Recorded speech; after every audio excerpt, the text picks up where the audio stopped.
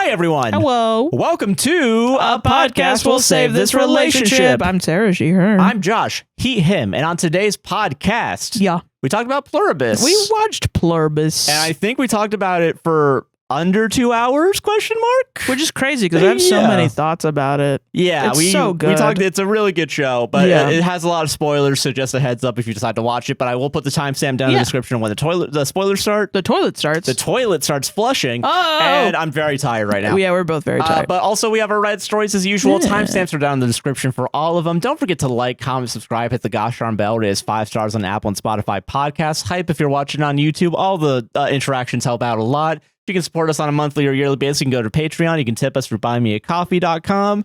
All the links are down in the description. Mutual aid links are down there as well inside of our link tree. Yep. And yeah, just enjoy this episode. Yeah, have a nice time. And yeah, have a good one, y'all. Every time you do that, you sound a little bit more like Philly D. What's up, you beautiful bastards? Yeah. Oh, put your comments down below, and I hope you have a... Dude, I'm getting filled in. You've just been filled in. Oh, no. I can't believe I'm dating Philip DeFranco. Like, I found a Philip DeFranco like. I'm so sorry. Anyway, have a good one. Bye. Bye. Where's my Promania podcast? I know. What the fuck? I would love to talk to him. He's so good. He seems chill, yeah. He does. All right, bye, y'all. Bye.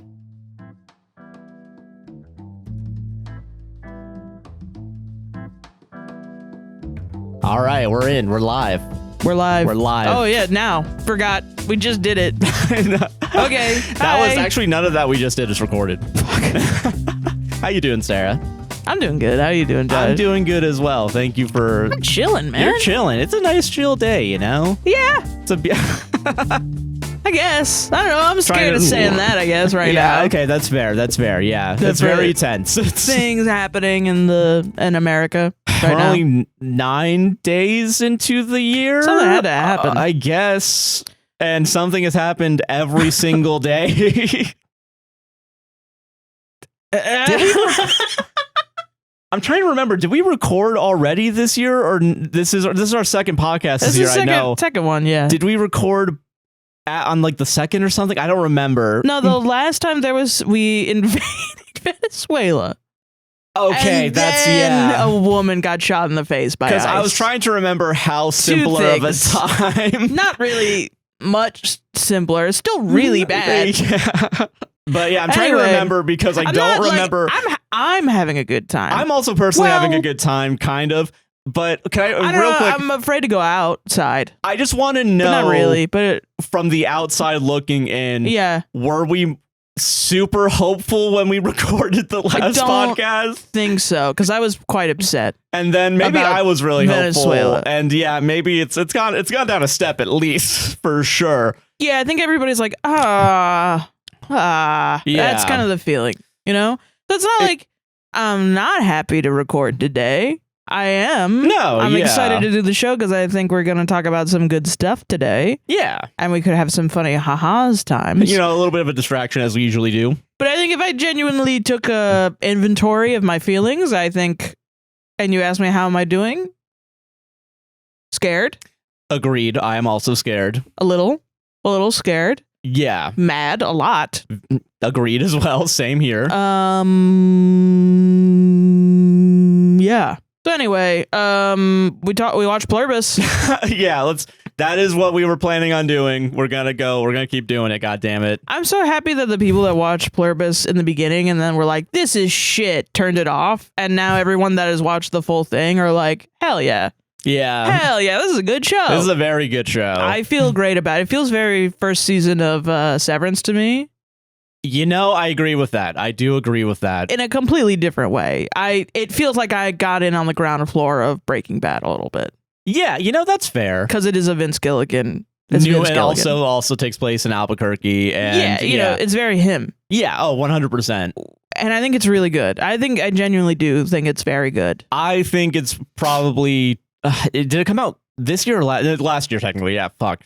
Sorry. Yeah, it's technically last year. Yeah, so it came out last year. It's probably one of the better shows that came out. It is one of the better shows that came out last year. Pluribus is amazing. I really dragged my feet watching it because it's one of those TV shows that's so good it makes you feel bad.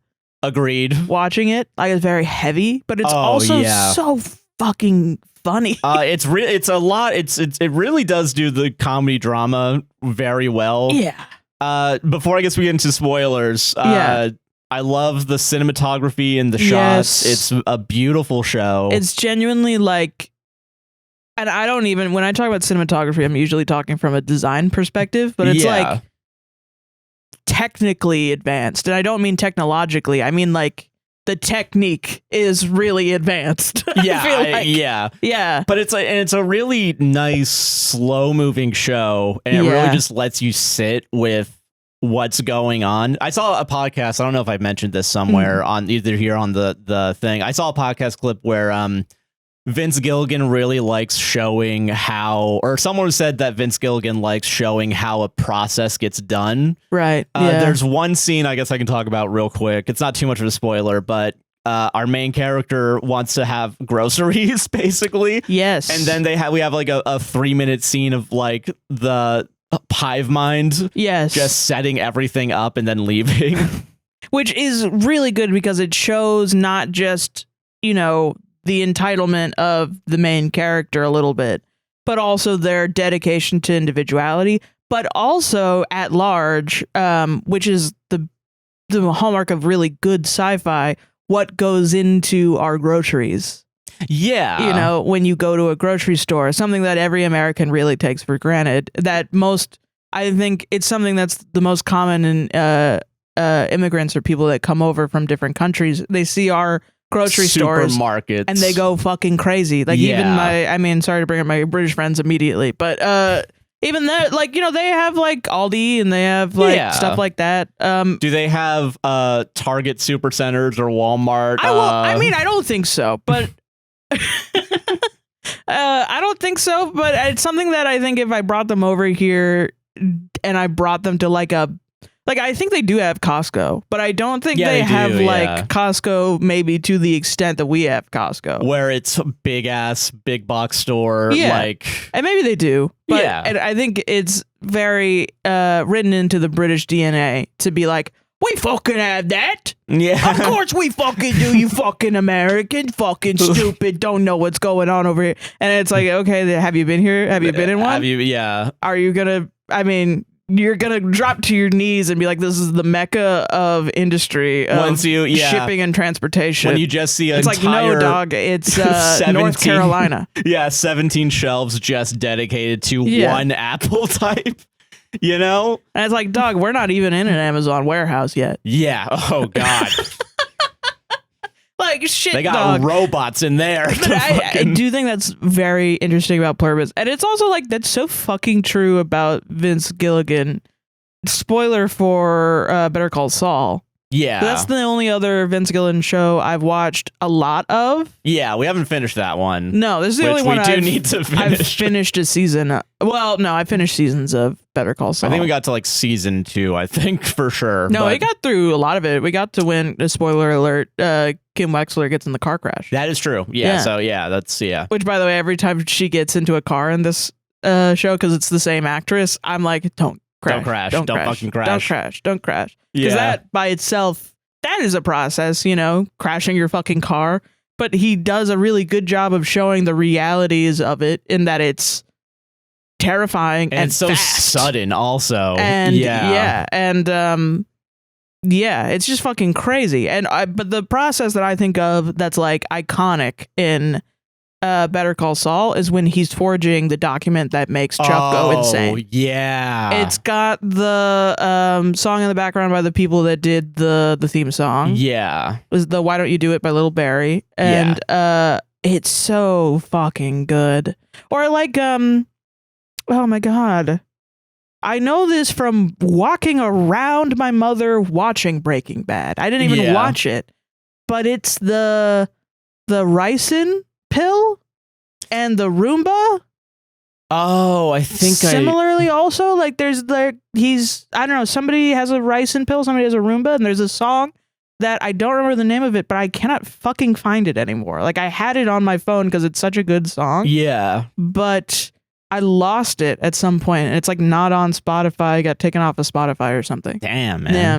I get that. And I will say Breaking Bad early on, there's the and it's a grotesque scene, but it's when Jesse gets the wrong type of bin and they tried to dissolve his body and it goes through the floor. Yes, and I remember spent that like 2 or 3 minutes just cleaning it up. Yes. Jeez, it's so good. Yeah. It's something that I think you can definitely see that it has impacted his dedication to a process as a director. And like showrunner. Yeah, definitely showrunner for sure. Yeah, sorry, not director, but a showrunner has impacted other shows. Like The Bear is very tactile. Oh yeah, it shows the process of cooking. So much, and it's and also similarly very good show. And it's like I think that's what that's what's hitting right now is grounding. Yeah, grounding characters in ways in which we can tactilely feel them. Yeah, and another thing without going into spoilers, I do want to say every setup has a payoff in this show. Yeah. And I think, and I know that sounds really simple to say, but I literally mean, like, it feels like every single scene actually has a purpose. Like, there's not too much filler. And I was, my ass. I tried to predict. I'm a predictor. Yeah. And I did not do a good job predicting. Even in Severance, I feel like there's a lot of things Severance sets up in each season that doesn't pay off by the end of it. Oh, yeah. And that's the point of it. Yeah. I believe in Severance's ability to pay it off. Yeah. And even The Bear, they set up a lot of things that don't pay off all the time. Yeah. And I do believe The Bear will do it. Maybe I have less belief in The Bear, but I think The Bear will do it. I believe in The Bear. I believe in The Bear for sure. But this is like, it was such a, I think if it ended in this one season, I hope it doesn't. It's fine. But okay, that's why I want to bring that up, because the very last scene references something from like episode 3 also. Stamps it as a good show. Yeah. Oh, 100%. And that's my shit. I love a show like that, man, where you're trying to get through it and it's like, it's not necessarily bad. It is good. It's good. Yeah. But you're like, I don't know if I can deal with what's happening, man. Yeah. And it's cringe on purpose. You're cringing at it. But it's on purpose. And you're like, I gotta know. I gotta go through it. Yeah. And you stick it out to the very end. And then you're like, holy shit. Yeah. All right, I'm sold. I'm good. Yeah. That is good in a different way than like a Ted Lasso, where you're like, all right, I fuck with this from the beginning. This is a character driven. I'm happy. You know what I mean? Yeah. Oh, sometimes it's hard to be happy. Yeah. Sometimes there's realities. Oh, he's got anxiety. Okay. Oh, anxiety. You also have anxiety. Yeah. We're the same.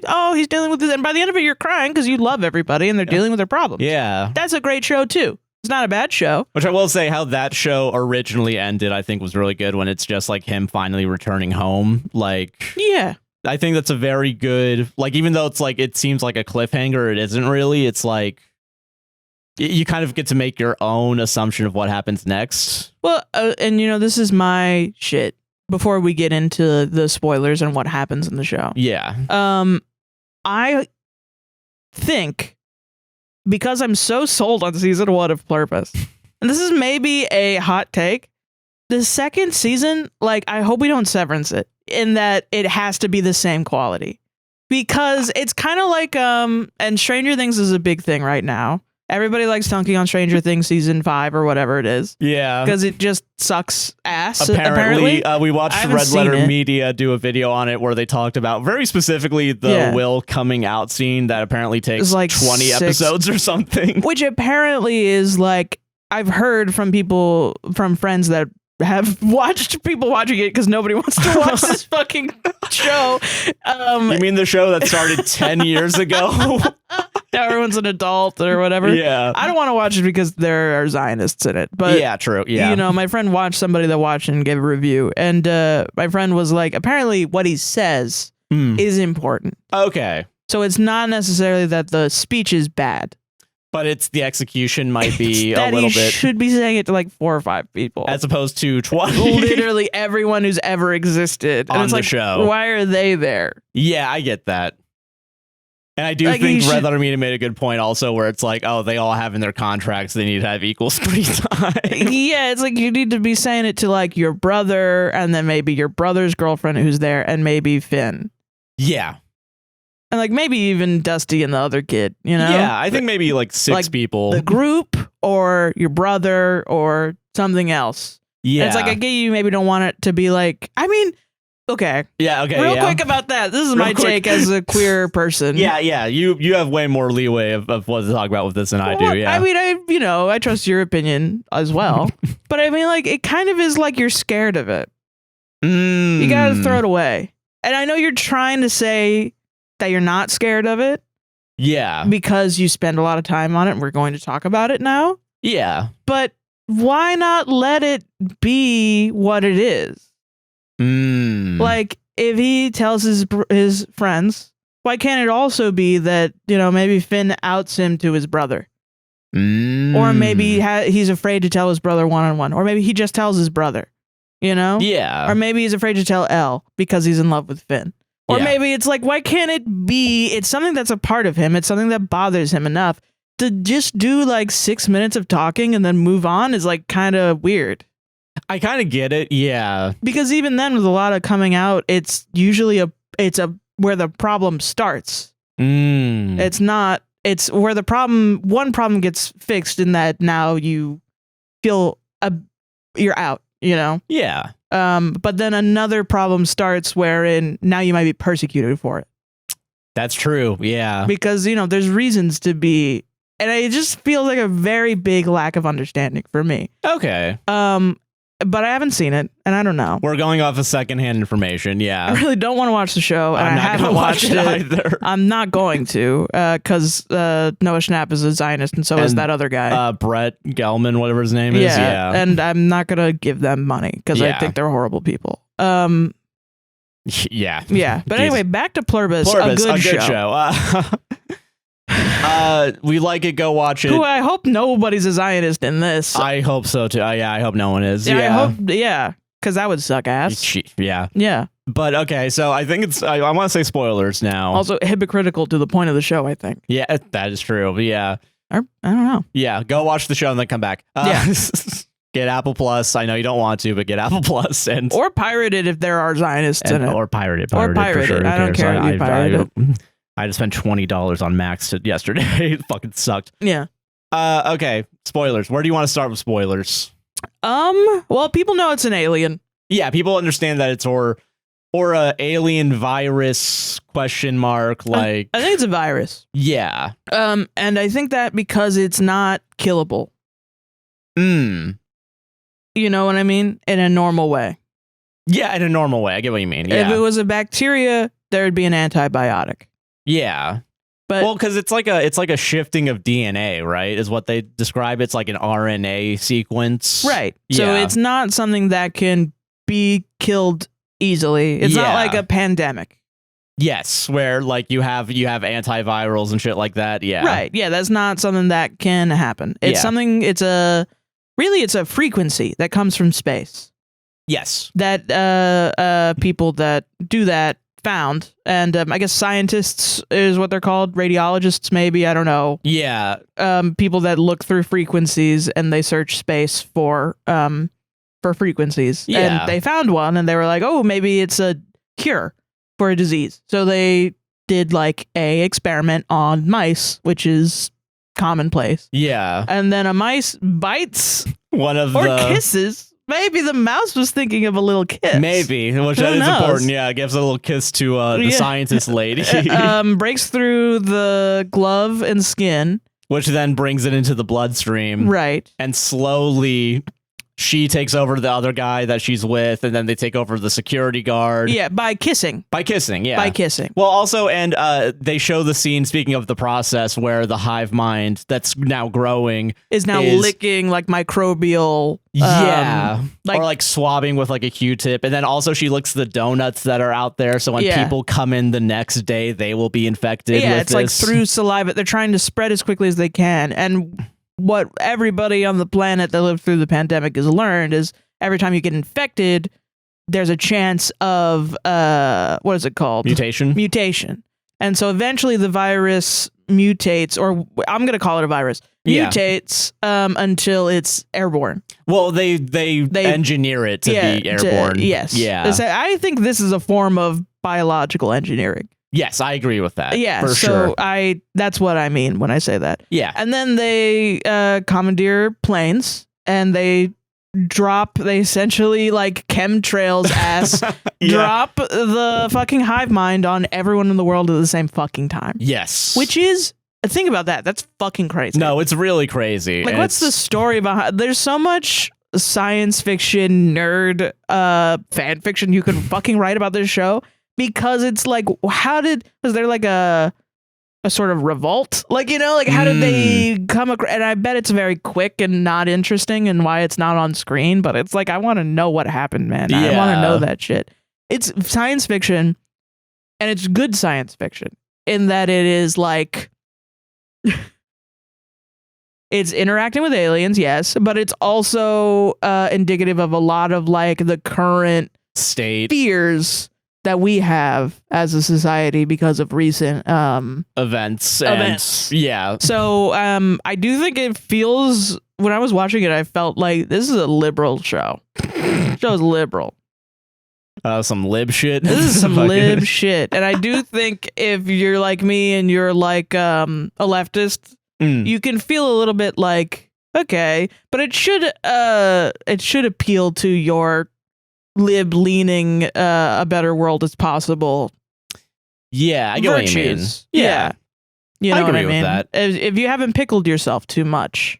Yeah. As a leftist, which is very easy to do. I think you can look at this, it's liberal in a way where it's like, okay, questioning if, and to me that's the core argument of like the character driven narrative of, is this good or is it bad? And you can talk about the virus being good or bad. Okay, yeah. So so it takes over the world. There's only like 11 people that aren't affected by it for one reason or another. Yeah. Which it seems like it's something with like DNA, RNA or whatever. Yeah. And eventually it is revealed that like they can we'll get to whether it's good or bad in a second, but like that's kind of the main point of the show. Yeah, the main point is whether or not it's good or bad, but also like fighting against the idea of being taken over by it as well. Yeah, individuality versus community. Yeah, which there are pros and cons to the virus. Yes. Which is a lot of societal problems are now gone because if you're part of the hive mind and your conscious is technically there's no racism, no one's being judged by the color of their skin. They're all one. Yeah. But there's still them. Yeah. And so like, I guess to describe it, what the virus does is it conjoins consciousness through, later it describes it as like an empathic radio shield, essentially. Like everybody has like a radio shield on the outside of their bodies. Yeah. And what the hive mind does is it makes every single person a radio tower, essentially. Yeah. That connects to another radio tower. Yeah. So information is traveling, but it's traveling at an extremely fast speed. Yes. So it's like everybody's a search engine that has all knowledge of everything. Yeah, and like it's shown by like a TGI Fridays person driving a plane, like, or flying a plane. Like a 12-year-old driving a plane. Because a 12-year-old has now the knowledge of everybody. Of every single person. Thing, which they do make a point where I think there's 12 people, including the main character, Carol Sturka. Yeah, Carol. But there's 11 other people that they know of, and then there's another person, I think. Yeah, eventually later that revealed. They find, who's very important. And it's sort of like now it's up to these people who none of them really have a scientific background. I really enjoy that it's like one white person and then a smattering of other cultures. Yeah. Because, like, fucking duh, the majority of it is not going to be a white person from America. Yeah. It's going to be 11 white people. That's crazy. Yeah, that would be crazy. Yeah. Yeah. And it's just, for some biological reason, they all don't have this virus. Yeah. And, like, the cons of it is you do lose your individuality. You only work. Because the hive mind has one goal. And it's to survive. It's A, to survive, but also B, to spread what they have. Yes. Out into the world. Yeah. Using literally like any sort of like mean necessary. Like they're very high on efficiency for sure. Where like if it's nighttime and no one's around, why have all the lights on? Just turn them off. You know? Yeah, you're conserving energy. Yeah, which It's one of those things where, like, in our society where we live today, yes, conserving energy, good idea, and maybe there's some things we do, but people don't like being in the dark. Yeah, so which I understand and recognize, and it is eerie too when it's Carol looking out at downtown Albuquerque and it's completely dark. Yeah, it is weird. It's a very weird look when you realize that there's supposed to be lights there. Yeah, or usually there's lights at least. Yes, and like it's interesting to me because the way that also the hive mind describes it, which the hive mind doesn't have the ability to lie, technically. Yeah, we're kind of jumping. There's a lot to, but... So I'm going to describe Carol Sturka now. How about that? Okay, fine. Yeah, yes, okay. Sorry, I want to do that first. My thing, can I finish the hive mind does describe itself as being a wonderful experience, the experience of being in it. That's what I'm trying to say right now. But yeah, we can talk about Carol now. It's because both of these things happen at the same time, and then we get into like learning about the hive mind is like the latter half of the show, kind of. Yeah. So Carol Sturka we're introduced to Carol Sturka. She's a romantasy novelist. Yeah. And she writes what she thinks is crap. But it's like a very popular science fiction fantasy pirate romance where a woman's in love with a male pirate who like goes through time or something. Yeah. It's like a lot of it is hand wavy and like she like schlocky fantasy. Not to say that I believe in that, but that Carol Sturka herself is quite bitter about it and doesn't like it. And she has an agent, quote unquote. Her book agent is what you believe that she might be in the first 2 seconds if you're queer like me, and then they hold hands and then I'm like, oh, they're fucking and it turns out that's her like partner and wife, I think, and named Helen, who when taken over by the virus, because when you get taken over by the virus, you have a seizure of your body trying to reject, I think, this thing. Yeah. And the it's biological nature of your body attacking something coming into your body. And like if you're standing, there's a chance you're just going to if you're driving, fall over. If you're driving, you're just going to keep like that. If you're flying a fucking plane. Yeah. Yeah, Jesus Christ. They make a point about that too, where like 1 billion people or something die. They die all at once because they can't handle a sudden seizure, Yeah. Or something happens. Like, they're driving a forklift, something like that. Yeah. And so she passes away. Helen passes away. Yeah. But before she passes away, she joins the hive mind. For a very brief second. Yeah, all of her memories are uploaded into the hive mind, including her memories of Carol and being with Carol, who nobody knows that her and Carol are together. Carol specifically is hiding her relationship. So now the entire world knows all at once that Carol's a lesbian, which is wild. Very homophobic of this hive mind to out Carol. Well, and Carol's very like, I don't want to tell people this in the beginning. And it's not revealed as to why until later. Yeah. But she's very like sort of like in the closet. And so now she's fully out of the closet. Her partner's died. And the hive mind is like, hey, so we scared you. I'm so sorry. Hey, whoops. And it's such a funny moment because the hive mind itself is very quirk junk is spilled. Like it is like it's a kind hive mind. It's technically. Nice. Yeah, it is nice. But it does have politeness, a goal. And it does have a goal. Yes. Of taking over everybody and spreading itself. Yeah. So Carol's very anti this hive mind. Yeah, because she would lose her individuality, and it's weird to see everybody just kind of like ants almost just kind of do. One eerie thing about it I want to say real quick is they're the rhythm. The rhythm of it all, A, but also B, like, because it's a hive mind, they don't have to speak to each other. Right, to transfer information. So whenever they're transferring information, like whenever they're doing something all at the same time, it's just complete silence. Yeah. But it's still this well choreographed, like, dance, which is eerie, especially when we're talking about the Sprout scene earlier. Yes, But also at the last episode, which we'll get to when we get to it, there's a moment where it goes from talking to not talking, and it's like, whoa. Yeah. It's wild. Yeah, sorry, but But no, it's crazy. And so the hive mind is like, hey, sorry, just let us know if we can do anything for you, like get you food or something. Yeah. Because there's, for some reason you're not affected and all this stuff.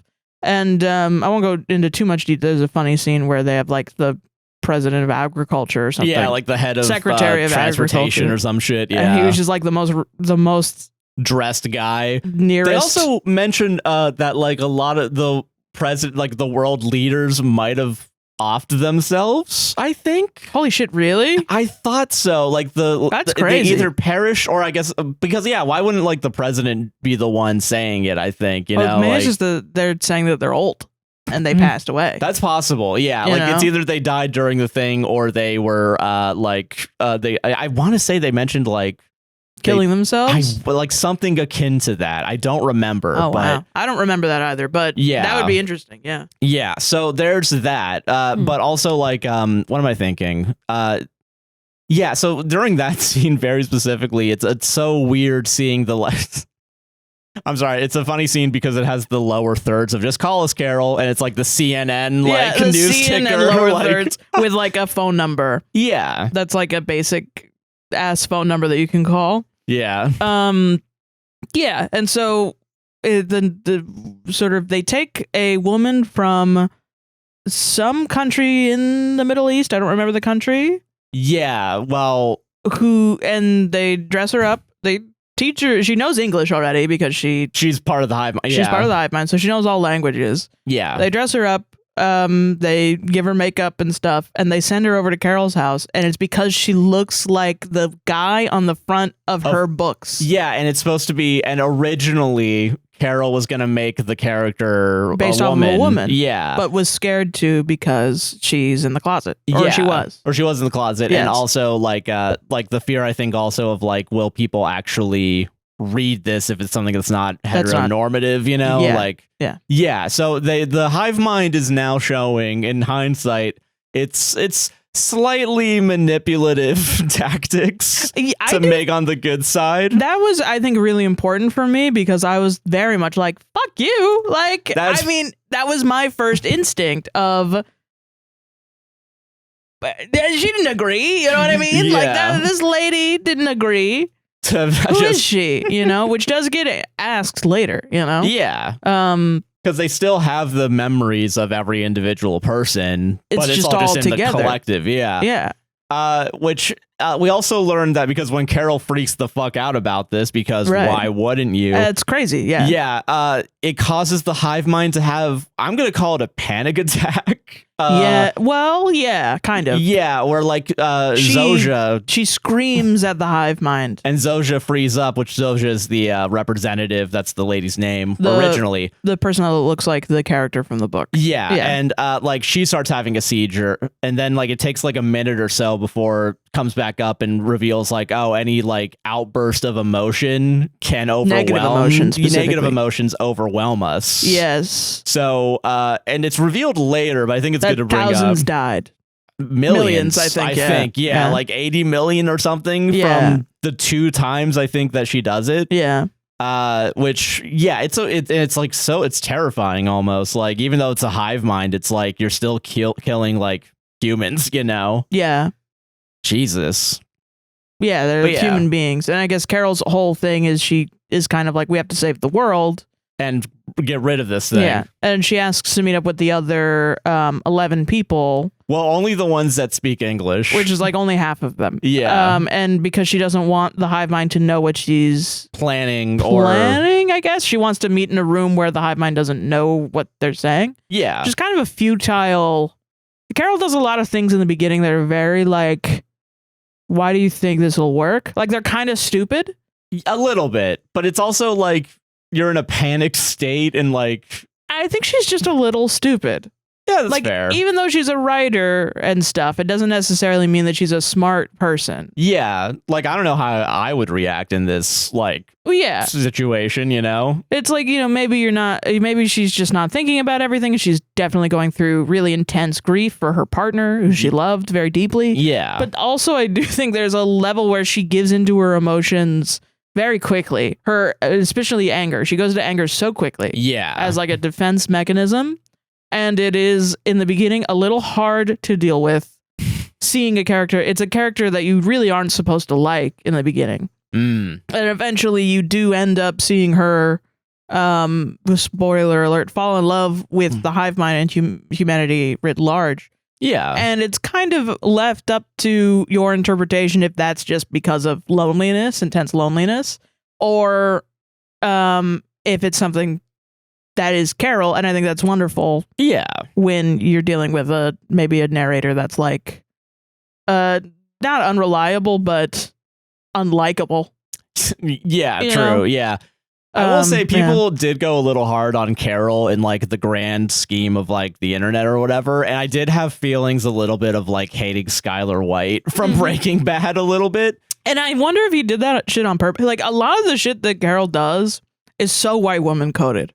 So angry Karen, white woman coded. And her name's Carol. Yeah, so it's close enough. She's got a short haircut. She's blonde, blue eyed.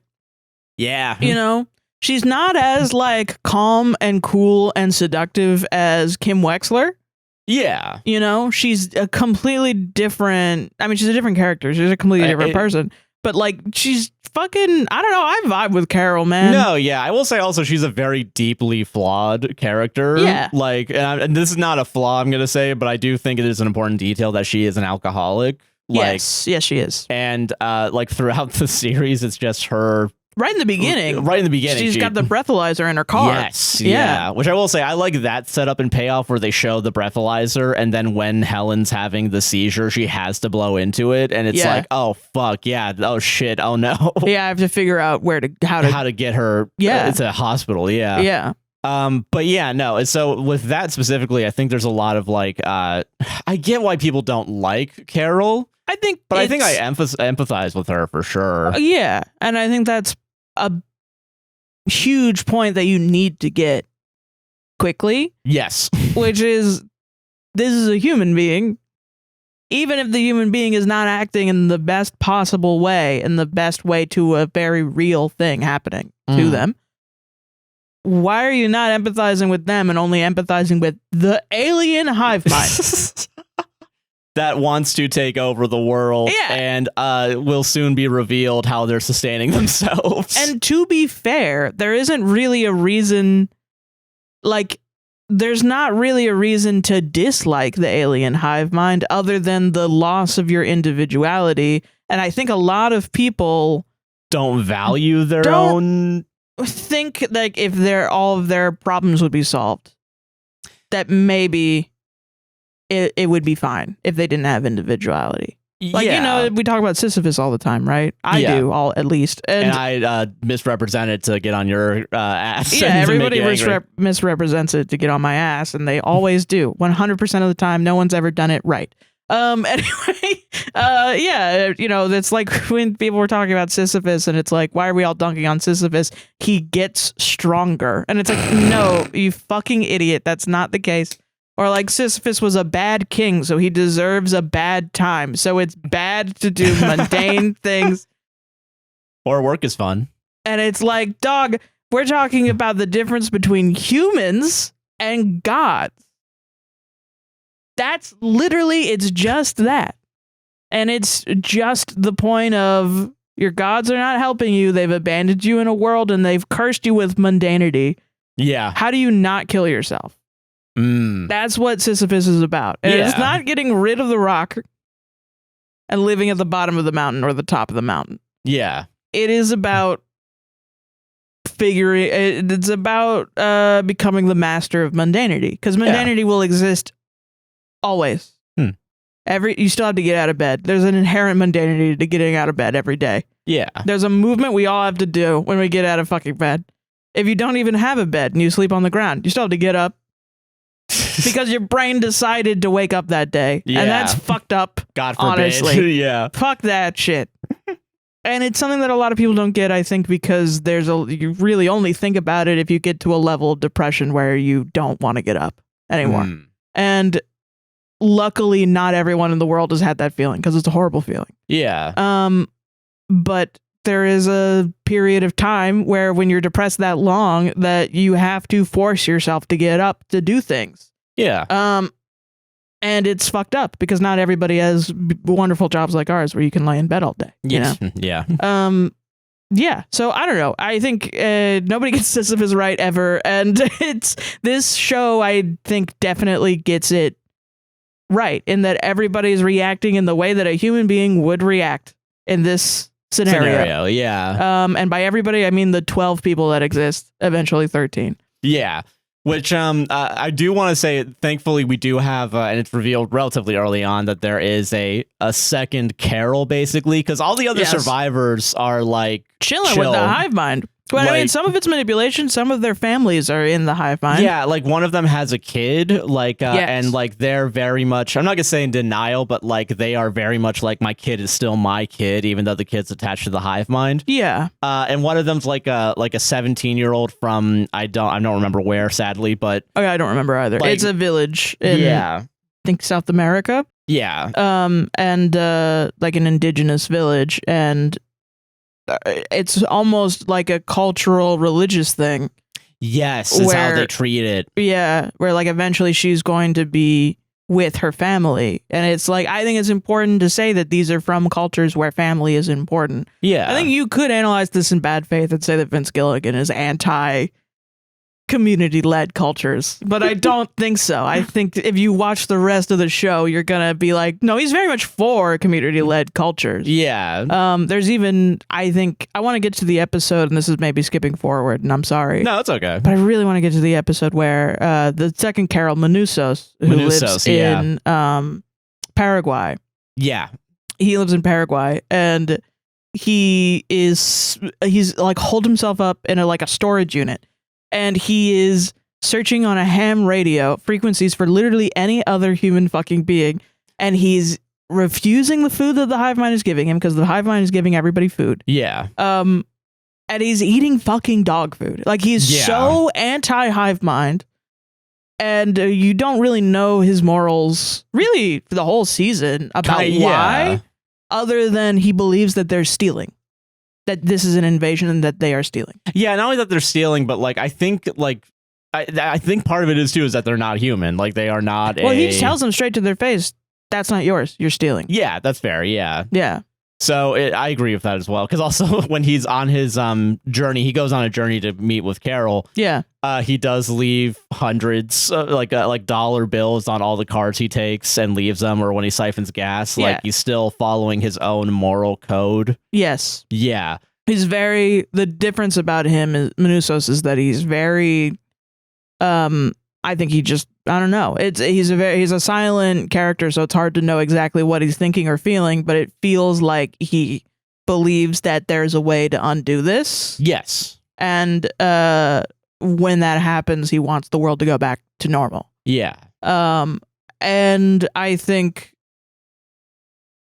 it's very interesting. But eventually when he meets up with Carol, I forgot my original point. So I give up on it. No, that's fair. Yeah. Pluribus is good. Go watch Pluribus. And that's our show, everybody. Bye. No. Okay. I will say on that point, though, by the point we get to that, Carol has gone through to speed run the journey Carol goes through. Yeah. Carol tries to get the other survivors on board. They're not on board. No. She eventually hurts Zosha by asking for a hand grenade and not expecting them to give her an actual hand grenade. Which she does. She gets a hand grenade. The pin gets pulled on its own. Like, it's through. She doesn't pull out the pin on purpose. Like, it just kind of comes undone. Yeah. And then Zosha's like, "Can I please take this?" And I throws think it out the window. she does pull out the pin. And it's like, you wouldn't give me a real hand grenade, right? I think she pulls out the pin and then it flips open. Like, the second part of it happens. Oh yeah. That's the part where the release mechanism actually goes away. And then what Zosha does is she kind of saves Carol by throwing it and then putting herself in between the grenade and Carol. And it gets fucked over by a glass of shard in them, and they are in the hospital. Yeah. And then Carol takes advantage of the situation by using truth serum or something similar. Which is a real thing. It's like a drug that is you inject and it causes somebody to be more truthful. Not truth serum like you see in James Bond or something, but you're more susceptible to talking about things that you normally wouldn't, I think is kind of how it is. Yeah. And she tries doing that with Zosha, but the hive mind immediately reacts to it, and Zosha fights back to not tell her, but she confirms through not saying that there is a way to reverse this. Yeah. So Carol Sturka abuses and manipulates the hive mind into revealing that there is something to there's do. a way to get rid of the hive minds joining. Yeah. I want to say that because then the hive mind leaves Albuquerque like completely. And they set up a voicemail system where it's we just need our space essentially. So it's kind of like a, but this is interesting too, because I think, disregarding all the themes that you could take from this and real life applications, like an abusive relationship. Yeah. Which Carol is being abusive. If you think of them as having a relationship, Carol's being abusive. Oh, to this hive for mind. sure in the start. Yeah, because like she's also like continuously screaming at them, yelling and like calling them names. And, so it's like, yes, if you view the hive mind as a person, it's the hive mind is it's very being much abused by Carol. Yeah. And so what the hive mind does is essentially goes no contact. Yeah. Or extremely low contact. Extremely low contact, yeah. Which is shown in the show as leaving Albuquerque completely. There's no lights. Yeah. But Carol isn't like made to fend for herself. She can still call the hive mind and request resources. Yeah, and I will say too, in the episode or two afterwards, where she eventually does some digging around where she is, because like they're drinking out of milk cartons for some reason. Like, yes, she eventually finds out that of all the dead bodies of all the people, they're freezing and turning that into like human derived protein. Yeah, it looks like sand or like something like that. Which is so they're eating people. They're eating people. Yeah. The hive mind is technically engaging in cannibalism. So she learns that and goes to a Frenchman who he sexualizes the hive mind. He 100%. Is in love with the hive mind. And I'll say that they make a point that it's not without consent, because it does seem that way. And Carol very much, that goes to Carol's first image, is like, I can't believe that you would do that. And he says, I'm not assaulting the hive mind. They've done this of their own consent. Yeah. And so I think that is true. I don't think he's assaulting the hive mind, but then Carol makes a good point, which is like, is your mother alive? You're fucking your own mother. That is, which is true. That is technically true. Technically it is. So it's like, where do we go from there? Yeah. But I will say, though, he is definitely all on board with the hive mind, because like he's playing out like a James Bond fantasy in Vegas. Yeah, like he wants to be in Vegas. He's got all this like fancy art, like supercars and shit. And it's really tacky, kind of. He's like just kind of pretending to be this like millionaire. Yeah, basically. He's drinking, having the best food. And it's, I would say, as much as he's kind of on his high horse about Carol, Carol, yeah, not being curious about the hive mind at all, as in the hive mind's personality. Yes, he spent more quality time with the hive mind, but it's also like he is making the hive mind do things for him. Well, not only that too, but the hive mind is very specifically acting one way in front of him.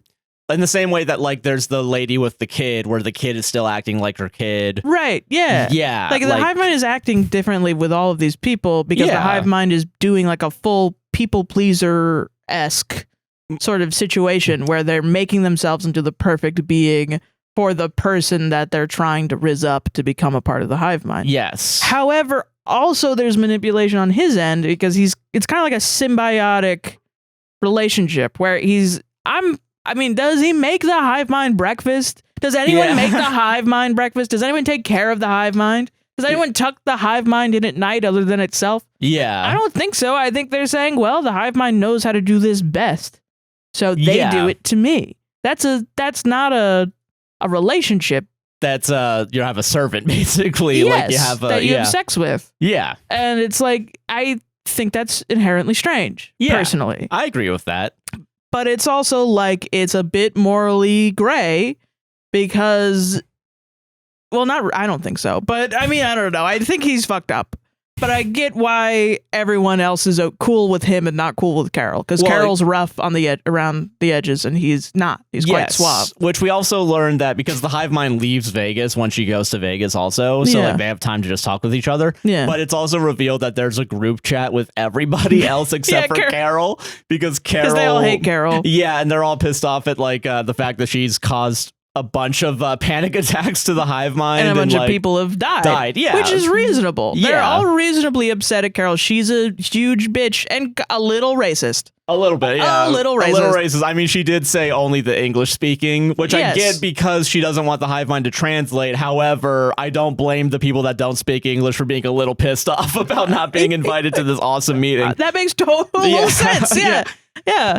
Why they just don't get to make the plans, I guess. Yeah, it's a little, it's a little fucked up. It's xenophobic in a way. Yeah, I agree with that. Yeah, and so, it's everybody is doing things that are not awesome. Yes. In their own unique way. That all makes sense for the characters. Yes. Which makes it a good drama. In Vegas, though, yes, she does learn about the fact that because they require stem cells and they would need to do a spinal tap, you would have to consent to that surgical procedure for them to be able to convert you to the hive mind. So she realizes, hey, if I tell them no, then I'll never be a part of the hive mind. Yes. And it's, I think, a turning point for Carol, because she, and I will say this is the only time where I feel like the actress playing Carol, I was a little bit like, okay, strange. However, seeing the entire show, I know get why she's, I think she's okay with the idea of the hive mind being around as long as she doesn't get converted to it. Well, it's because, and she also reveals that she went through, when she was a kid and she told her parents she was a lesbian, that she was sent to a conversion camp. A Christian conversion camp. Which, like, if you didn't get to that part and you were like, this fucking bitch, once you get to that part, you're going to go, oh, okay. All right, now I get why I would also be acting this way. Yeah. Because it's not just the Helen thing, The Helen thing is its own thing, for sure. You have a bunch of camp counselors, parentheses, hive mind, talking to her like she's a kid. Yeah. Trying to get her to conform. Yeah. And it's awesome being straight. No, it's awesome being in this hive mind. And my first thought was, well, then if I'm a part of the hive mind and you guys eat fucking people, people are going to die normally, right? Yeah. But then also, how are new people going to be made? And they do mention that people have given birth. Yeah. And I'm like, are those people that were already pregnant?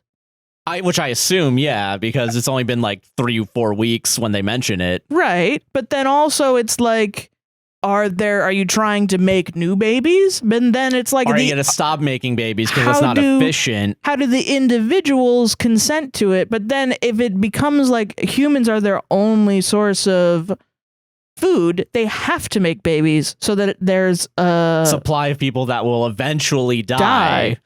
And then that makes it like, well, then who's consenting to have sex with whom? Yeah. Are you making babies in a test tube? Maybe that's what they're trying to do. I don't know. To grow people to then kill people. But then it's like, are you growing babies and then killing babies? Well, I don't think, because they have a very strict moral code where they kill anything. Yeah, they don't kill anything. And they're like, not even ants, not even plants, which is why they eat the humans that are already dead. Yes. Which is fucking weird. Yeah. It's still not really enough to survive on its own. So it's like really their original, like, we need to survive. We have a biological imperative to survive. It's kind of not true. Yeah. Especially when their only goal right now, when it's revealed later, is to build a big ass satellite dish to spread the virus itself. Which recontextualizes everything, because then it's like, okay, so they say that they can't lie, right? Yes. But they can lie by omission, which I do think is lying. Yeah, it's its own form of lying. Yeah. So then it's like, well, then, yes, you're conserving energy. For what? Why? Big satellite? Yeah. So it's like, did they know about the big satellite earlier and they just didn't say it? I think so. I think so too. Yeah, because they consolidate all the resources, immediately. Why? Yeah. It's really interesting because the hive mind has all the expertise possible in the world, but then there are things that the hive mind slips up on, like driving a drone to deliver something. I don't know, videotapes or something, or pick up things. Yeah. driving a drone, and it like it attaches itself to a lamppost. And it's like, okay, did the best drone driver die or something? What happened? That to me clued me into maybe the hive mind is dying at some point. As soon as I saw that, I was like, the hive mind's dying, because then when somebody dies, all their knowledge goes with them. However, it's still uploaded into the hive mind, so I guess it wouldn't. But then why is it failing? Which I will say, the reason why with the drone thing specifically, I think what it was is the hive mind left a message that was like, we'll pick up your trash as long as you leave it, and like you just weigh your bags. And she doesn't do that, because why the fuck would you do that? And she's kind of an asshole. Yeah, so she just like really throws it follow out there. Instructions. So then the drone has a hard time carrying more than I think 15 pounds is what they said. Which makes sense. Which is then why it hits the lamppost. I don't necessarily think it's because the best the knowledge was gone. That was my first thought, and then it just ended up being right. The drone flyer got a little too close to one of the rotators. And no, I mean, that's interesting too, because it means to me that's more of like a computer. Yes, where it's like I only know literally exactly what you want me to do. Because there's a lack of skill. Yeah. It's kind of my whole argument with AI is skill. Yeah, it doesn't have the skill. It doesn't have skill. It has an algorithm. Also with that too, where like the hive mind will literally do whatever you ask it to do. They will find a way, as long as it's not "don't convert me," basically. Where it's like she's having a conversation after the hand grenade with the guy, where it's like, okay, so like, would you give me a tank? Yes. Would you give me an atom bomb? Yeah. Why would you want an atom bomb? Which is not no, by the way. No, it's not no. And then she's like, what if I just want it? It's just like, well, it'd be difficult. I guess we'd have to. We would have to, yeah. Yeah. So they like literally anything she wants. They have to give it to her. Except for her individuality, because they do want to bring her into the She technically still has it. Yeah, well, she just still has her individuality this whole time. Yeah. Right. They're trying to ingratiate themselves with her through kindness to get her to voluntarily join them. Right. Which is how they want to like get everybody, because they need to consent to the spinal tap. Yeah. Which writ large is a form of manipulation. Yeah. Yes. And I think, okay, let's talk about manipulation then, because it is going to come up soon anyway. Let's talk about the village girl, where you already brought up where it's like they treat it like a religious ritual, because the village girl decides to transfer her to join them, right? She at the beginning, she's like, I want to join them. I want to be with my family. Yes. Because I miss my family. Yeah. Which is valid. Yeah. Stuff. That's every human, even Carol at some point is so alone. Because they left, and like even though she's enjoying herself, she eventually kind of loses, not her mind, I guess, but like she just falls down a depressive rabbit hole. To the point of almost killing herself. Yeah, it's sort of irresponsible. If you leave an alcoholic alone in a house with alcohol in it, yeah, I think there's maybe a 90% chance they're gonna maybe kill themselves. You know? Unless they'll hit rock bottom and have a come to Jesus moment and maybe hopefully quit. But either of those things are not, there's no judgment. No, yeah. That I pass, or I think even Vince Gilligan or anyone that... No, yeah, I'm not trying to pass judgment either. Sorry if that came across that. No, I'm not saying you are. I'm saying the show takes like an agnostic... This is just what people are doing. An amoral view of humanity. Yeah. And their decisions. And so I think it's funny that people are reacting at like really strongly. I think it's important to react with your emotions to a TV show and to analyze them. Yes. No, yeah, they can teach you about yourself. But I think the show itself is not good or bad because of the actions of a character in the show. No, it's just the characters are doing trying to tell you something. A story, perhaps. A story, and if the story is good or bad, that's what you can say. That's debatable. Yeah, we can the show is good or bad. Yeah, exactly. Or I didn't like the show, or I did like the show because of this. Yeah, and I agree with that. Yeah. But the village girl, she does consent to it, right? She like does. Immediately. And so... And the way the hive mind does it is by having a chant. Like from a religious village. chant, basically. Yeah. While she goes through the procedure, literally up until the point she starts having her seizure. Yes. Once she starts having the seizure, they stop immediately.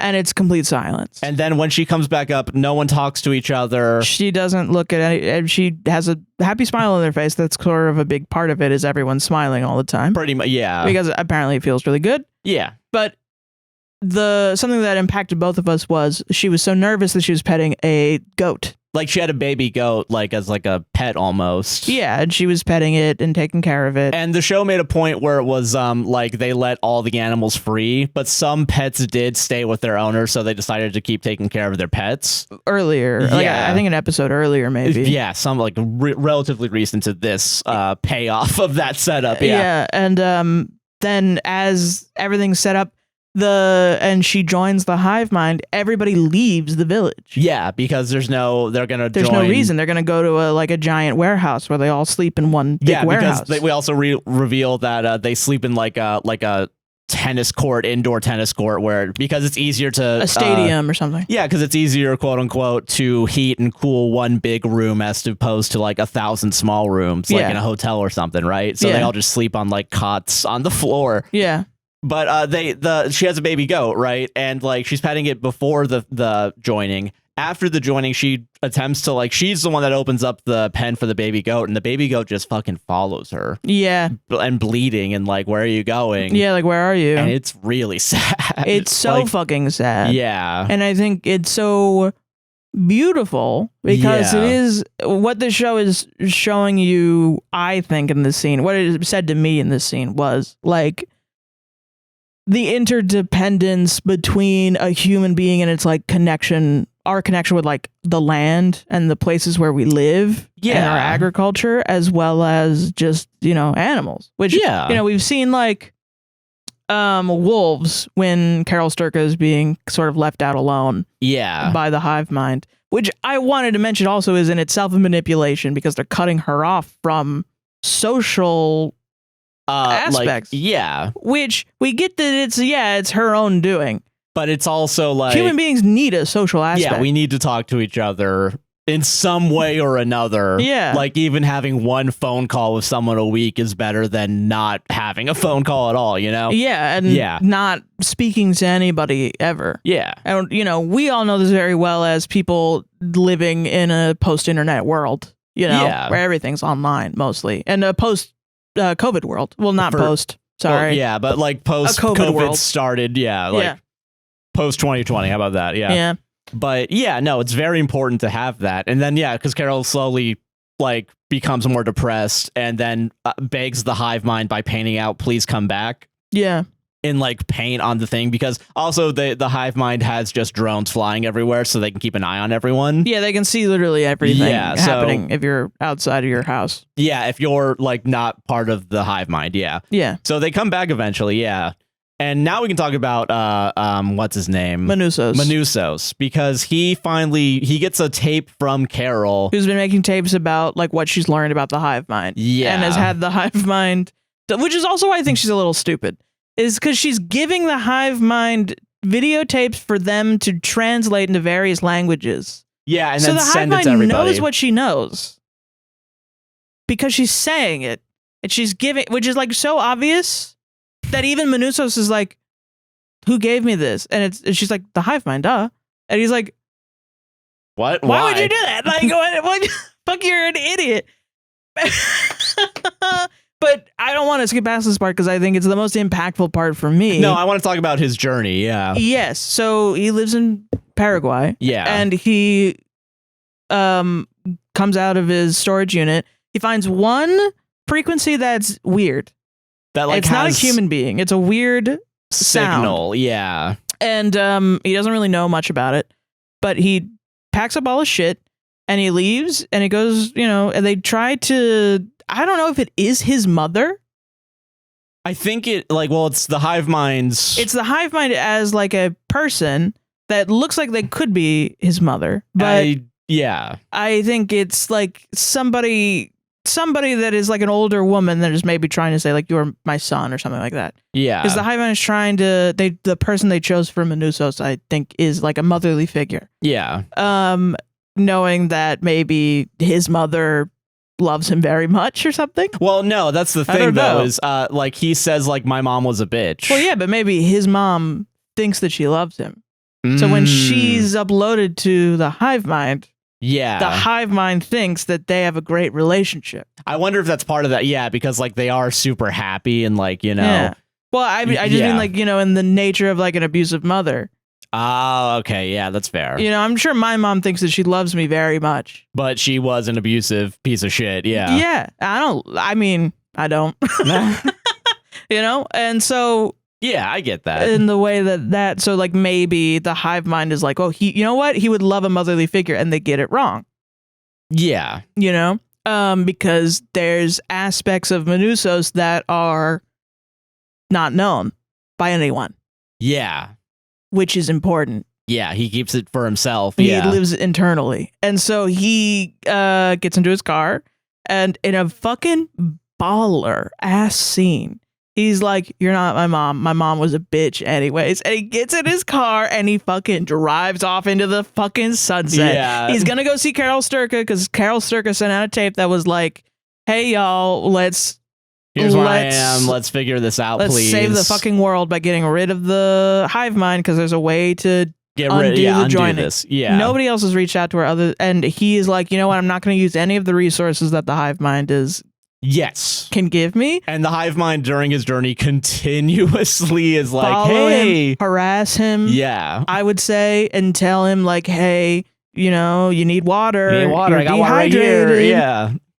But like he's willing to like siphon gas out of every car he finds by doing the like suction and like into his own mouth. Yeah, he's doing that. He continue like there's the one time where like he's just walking and it's like a hot day or something and the hive mind drives up and it's like hey, water. Hey, dehydration's bad. Here's water. Yeah. And he just doesn't respond. Yeah. Which is awesome. It's so baller. And then he gets to the middle point. I don't know where exactly this is. So he has to travel from Paraguay through the Amazon rainforest. That's okay. The Amazon fucking rainforest in Brazil. Oh, okay. And he's trying to get to Panama because then I think in Panama he can get a car and drive through Mexico. Yeah, because he has to leave his car behind because there's the Amazon rainforest. Yeah, because there's no like roads or anything. Like there's no infrastructure in that part like of the of North and South America. Yeah. Yeah. But South America specifically. So he's trying to go through the northern part of South America, which is a big part of it is the Amazon rainforest. Yeah. And then he's trying to get to Panama and he has to go through with simply a machete and like whatever his he has stuff. on his backpack. Yeah. And the hive mind does try to stop him. He's like, hey, let us bring you. If you do that. Yeah. And he's like, fuck off. Yeah, and he lights his fucking car on fire because they offer to leave his car on the other side. Like we can take your car wherever, and so he just fucking lights it on fire, dude. Yeah, fucking crazy. So fucking it's awesome. You gotta admire it. Yeah, he's a stubborn motherfucker. He's a stubborn motherfucker, and I fuck with him so much. I love Melissussy so much. So he gets through the Amazon rainforest. There's like parts where like I don't know if it's trees or if it's like I think it might be like traps or something where there's big pillars with sticks that have poison poking out. Yeah, and like deadly poison on it, and like they just stab you if you fall onto them. So he falls with his back onto it, and then he has to cauterize himself with a machete that he lights on fire, and it's insane.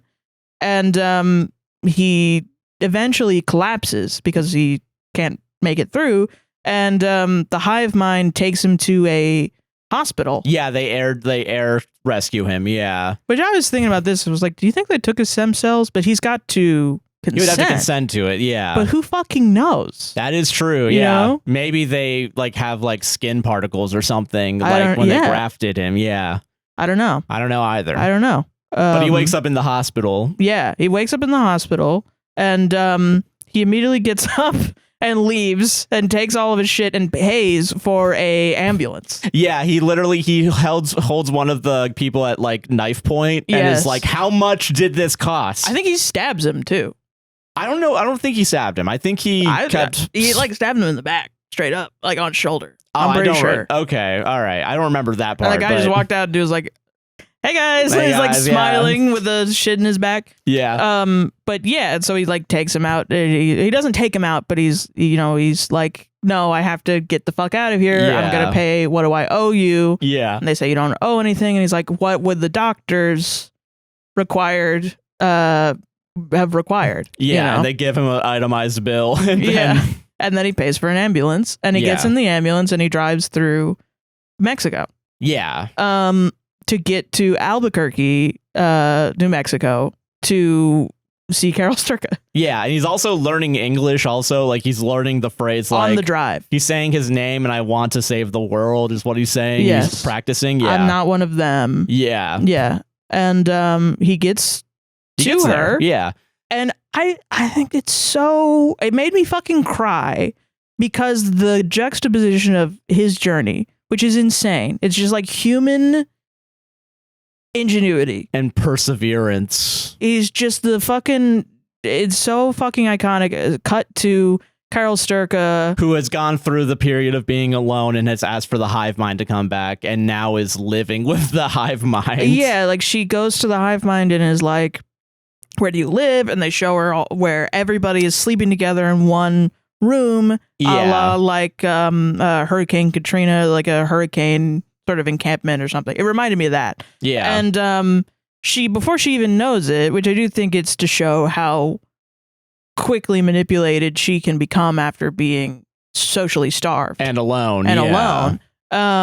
She's sleeping next to the hive mind. Yeah, she sleeps next to the hive mind inside on the floor, like with them. Yeah. This is where I mean that the show has liberal values in that the juxtaposition from how fucking hard it is to get into the United States versus the like, I mean, the name of the show is Pluribus, from Pluribus Unum. Yeah. You know, and I mean, it's just the I think you're being a little ridiculous if you were to say the show mostly takes place in America, in the United States. It's called Pluribus. It's the fucking Latin out of many one. Out of many one. Okay. Out of many one. And so I just started fucking crying because it's such a... You know, with everything happening lately, it just hit me in the context of right now of this fucking bullshit crap that this ICE Gestapo ass Nazi shit that's been happening, how mean we are and have been for decades to immigrants, calling them illegal aliens, dehumanizing them. Yeah. Since I was fucking born, and then seeing this where it's like, yeah, no, all of us, man. Yeah. And it's specifically America too in the show. Yeah. I'm not even anti like everyone of the world being one, but I think specifically the show is like, we are talking about America and we are talking about South America. Yeah. And Mexico. But and I Latin America. Yeah, and I do want to say there is, because during the time like that Melissussy is going up, Carol is slowly getting more not acquainted, but like she's asking the hive mind for more things. Like there's one scene where she asks for like a dinner date with herself. Yeah, like she is sort of reveling in her individuality while also kind of being seduced by community, which is not a bad thing. No, community is great. But what I'm talking about right now is like she's like engaging in like this like opulence or something. Like she's very much like and I think juxtaposing that with like the having to cauterize yourself with a machete. Meanwhile, she's eating like Michelin star the meals. Amazon. Yeah, is amazing. Is amazing. Yeah, and I think that's a really that's really good. It just made me fucking weep, dude. Yeah, so that's there, which also that sucks too because when he comes to Albuquerque. He wants to end the hive mind, but now Carol is like, well, let's hold on. Yeah. Like, well, yeah, because now it takes him 2 months to get there. Yeah. And now she's full on in a relationship with the hive mind. Yeah. Yeah. Yeah, Jesus. Like they go on dates and they go, they croquet and they, they play games together and they talk about things and they are revealing more about themselves to each other. Yeah, and like trying to get Zoja to say I instead of we, because everyone that's part of the hive mind says we as opposed to I. Right. And it's difficult for Zoja to do that. Then Carol wants to know more about Zoja herself, like the person. And then Zoja starts to say things, but it's also like, is it real?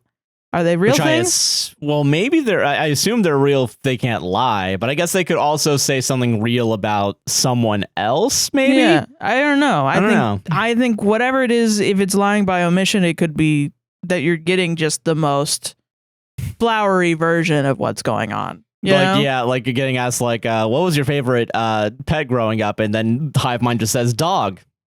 I love dog. I love dog. That's not what they would say though. They would say some shit like, no, yeah, you know, like, my favorite. It would be normal Dachshund or whatever. Yeah. You're going hard on the Dachshund, man. Yeah. So then he gets there, right? And I think this is beautiful. They have an argument.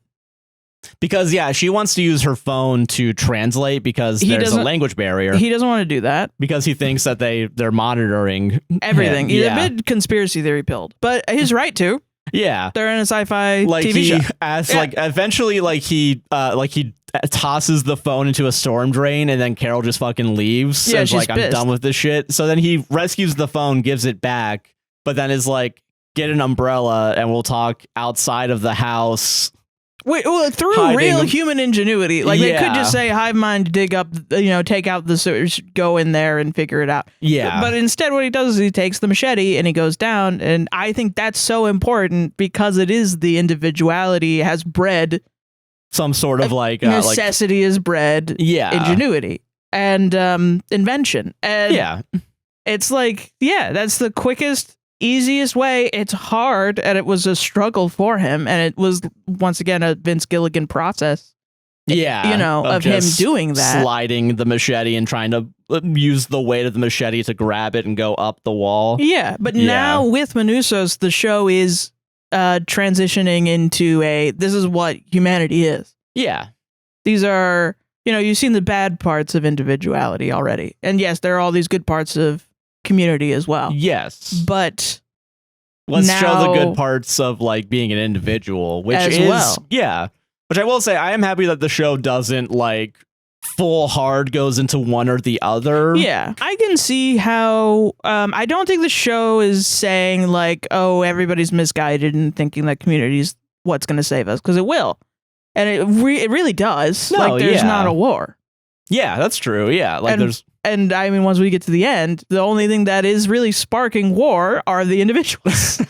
So, like, curious it's not wrong. It is just kind of, you're not wrong about that. But what are the trade-offs? Like, why do we have to trade off individuality for community? Yeah. And I view this, and you could call it cherry picking. I don't really care. But I view this as this is a science fiction show asking science fiction questions. Yeah. Why do we do acts of war?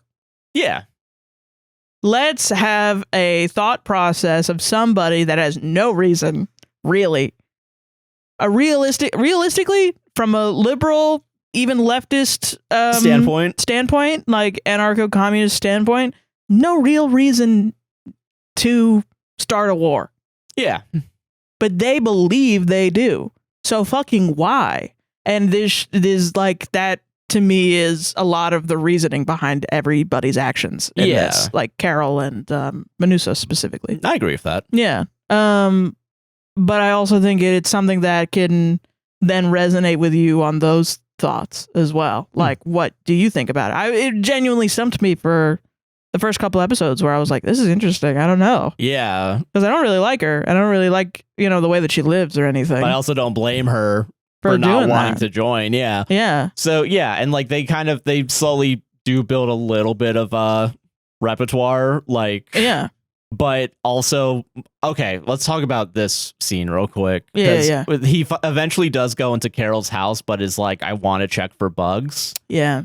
And so they keep checking for bugs. In the liquor cabinet, there's a little like dot spy thing or whatever. Yeah. So Carol calls the hive mind's like, are you fucking spying on me? Yeah. And it's revealed that it was Helen, actually. Because when they were freezing her eggs, because they were planning on, I guess, having kids. Yeah. She wanted to check in on the alcohol use and like see if she was using alcohol when her eggs got frozen. Yeah. So then she has to have this just so solemn, like, I'm sorry, I'll see you later. Her. Yeah. Yeah. And also I think it's very good choices by the actors, because Melissussy, when he gets there before he even meets Carol, he's like smoothing his hair. Yeah. Like he's going to like I'm wondering if he's even attracted to Carol, or if he is like, maybe I have to repopulate the world at some point. Well, maybe it's part of that is like I have to be presentable. It could just be that. Because I'm thinking of like the effort he's going into to, I guess, be presentable, but also learn the language very specifically, I guess. Yeah, he has a sort of, and then once he gets there, she knows a bit of Spanish. Yeah, but then it thankfully also has the like translator, which is nice. Yeah. But or maybe he thinks he's going to be dealing with discrimination from her. That's true. That is true. Yeah, there's going to be a lot of different reasons. I didn't even think about that, Yeah. Because individuals still discriminate each other. Yeah. As opposed, But, I think it's beautiful, though, that when they meet, they have an argument. And they immediately, there's a chemistry that is completely not there with the hive mind. Like, there is in, like, a romantic sense. There's a human chemistry. Yeah, where it's like between her and Melissussy that is like a fully, like, we're the last two. We're kind of buds. Yeah. We hate each other, and we're not similar, and we're frustrated with each other. But hey, you know what? Compared to happiness all the fucking time, like, like, there's even a bit of joking around, Yeah. Banter. Yeah. There's a bit of banter. There's like a connection that is just indescribably human. Yeah. Shit. Okay. And I think that's so fucking important for what the show is trying to say. Yeah. And I love it because it's like the whole time I watched the show, I had a sense of absolute dread. Even when she's making love to the hive mind and she's kissing the hive mind, she's having a great time until Melissussy gets there and she's like, "You sleep in that house, I sleep in this house. Shut the fuck up." And he's like, "Yeah, okay, whatever." Sure. And I'm like, "Oh, fuck yes, yeah. Finally. Oh, let's go. Let's go. And it is near the end of the show, which sucks. But it's like, but okay. It's worth it though, for sure. Which I will say, okay, with that, I want to talk about basically the end of this arc right now. Yes. Where it's he's in the other house, he calls the hive mind because Carol has told him, hey, if you need to call specifically for anything. Zosha. Yes. He calls Zosha over. And so he calls Zosha over to try and she's basically going to, revealed later, try to undo Zosha and undo the joining. Yes. But Carol comes in and realizes that when she looks outside and sees her car. He also asks Zosha what is going on with Carol, what has happened with Carol. Yeah, so he learns all about everything. Carol, yeah. And he learns now that Carol's a lesbian and all this stuff. Yeah. Carol takes Zosha out back to her place. He calls another person. Just some other. Ryan is his name, I think. I think so. And Zosha, like, while she's there, it's like, hey, I'm going to lay down because it's about to not be pleasant. What's about to happen? And she starts having a seizure. Melissussy is going and using the signal frequency that had something. Yeah. And is trying to get Ryan to convert back to being an individual because he thinks that's what's going to do it. Yeah, because he's also... I don't think he really knows. I think he's doing an experiment. Yeah, just to see what would happen. Yeah. Yes. But like, so he's trying to do that. And then, okay, throughout this entire series, she had a cop car at some point. Yes. And she had a shotgun. Yes. A smaller. Never used it. Never really. Uses it here. Maybe he uses it at Wolves. Maybe. Yeah. Once. So she only uses it like once or twice, but in this beautiful like long take where like it's him just like trying to do it. It's like a wide shot. I think it even backs away from him. Like it's close up first and then backs away. And then on the back wall you hear the gunshot and then it's like the gun hits the wall. Yeah, and he turns around and it's her with a fucking shotgun gun. And she cocks it too. Yeah. Like awesome. Oh my god, it's so baller. It's like an action scene. Yeah, it's amazing. Yeah. And I wonder if that scene mimics the scene from her book in the beginning. Maybe, because the entire time I was thinking, what are the mimics to that obvious foreshadowing? That's true. You know what I mean? I gotta go back and listen to that. That's a rewatch situation for sure. I don't know what scene it would mean more about it because it's less like she's the. I'm interested to know because, like, yes, the hive mind is supposed to be Raban, the pirate guy. Yeah, but I mean, the entire time Carol is very like. I mean, she's main character coded.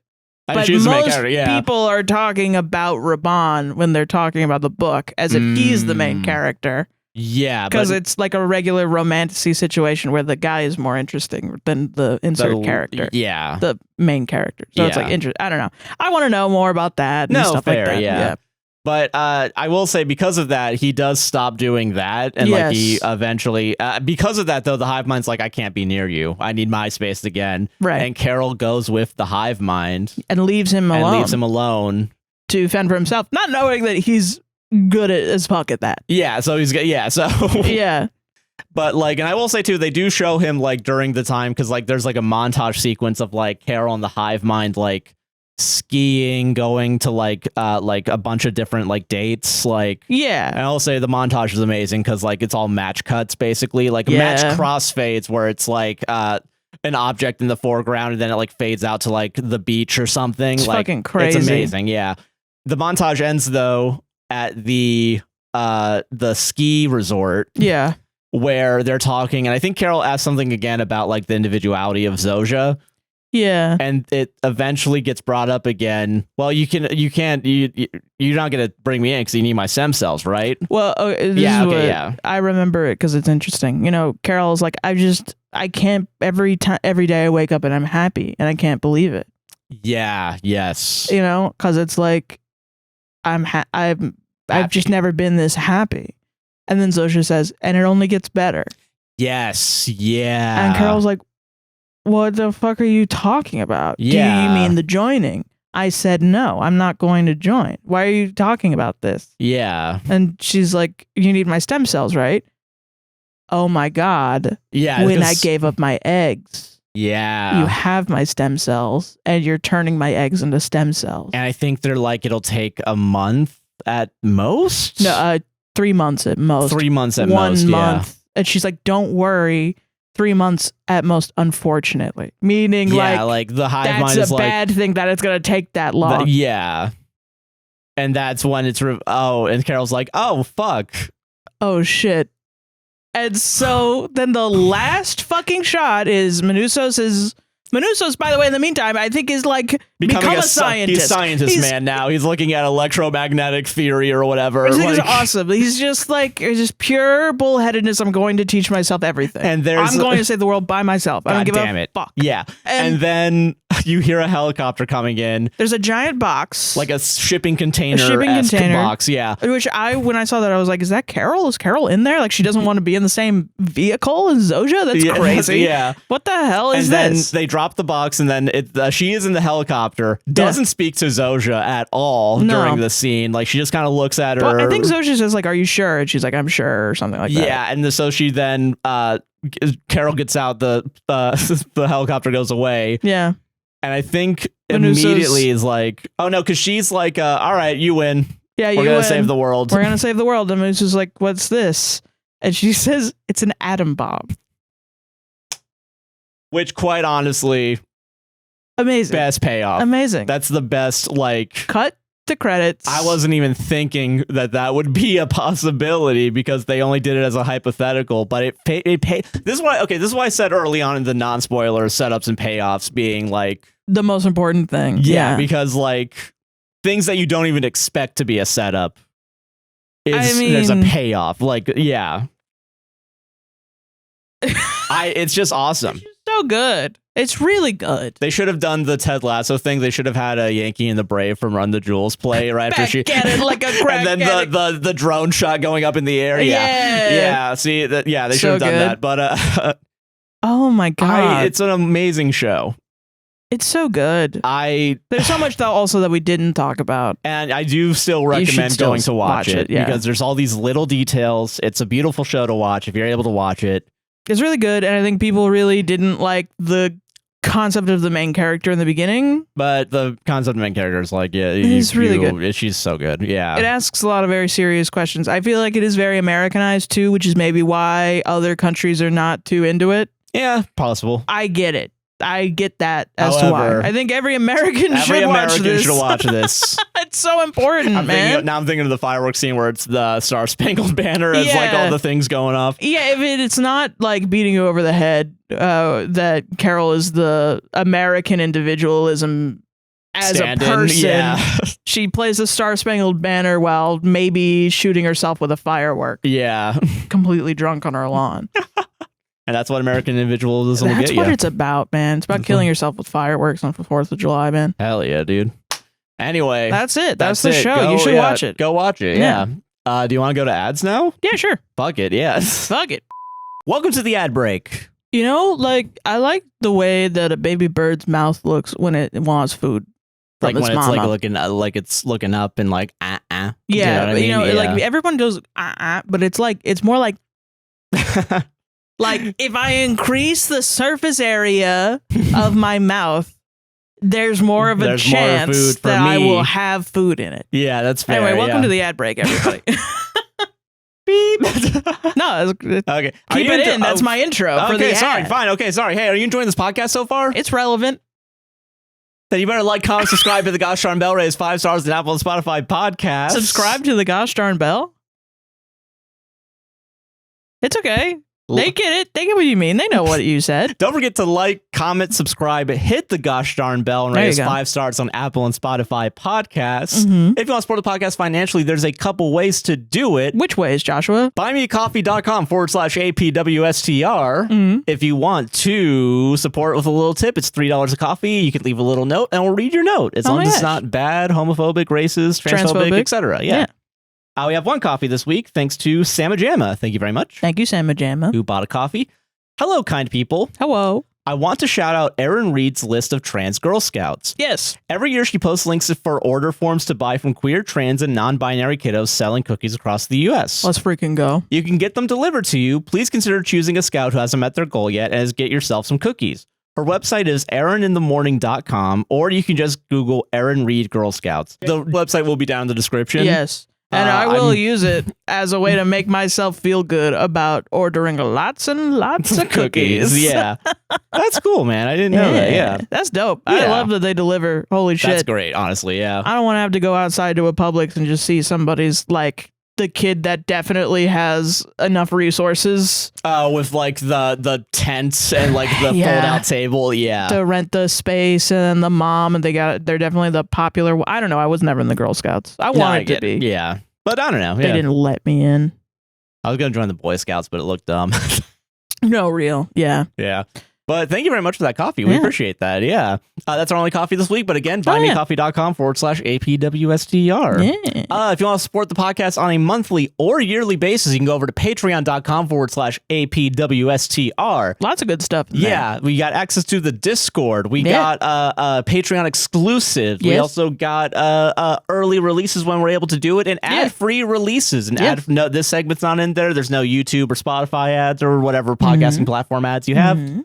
It's all there. Patreon.com/APWSTR. There's $1, $3, and $5 and $10 tiers. Yep. The $1 and $3 tiers gets you a week access for free trial. You get access to a free trial. $5 and $10 tiers, there's not a free trial, but you do get your name added in the description and at the end of the podcast. And also, if you do the $1 and $3 free trial, you can join the Discord. And I'm gonna be honest with you, we never really kick out anybody in the Discord. We have not had to kick out anyone. So if you sign up with your Patreon, maybe Patreon will do it automatically. But then you can just add us. That's true. Yeah. And ask us to do it, Yeah. But and we'll do it for you. Yeah. But patreon.com/APWSTR. Similarly, we are also now experimenting with YouTube channel membership. So if you're watching on YouTube and you don't want to hop over to Patreon, although please consider hopping over to Patreon because it's not 50% taken out of every purchase. Yeah. But if you would rather do that instead of do Patreon, that's fine. Yeah, that's fair. Yeah, we currently only have the $3 tier because that's close to the minimum that we could have. But we are considering maybe doing the $5 and $10 tiers in a similar way that we do the Patreon. Okay, yeah. We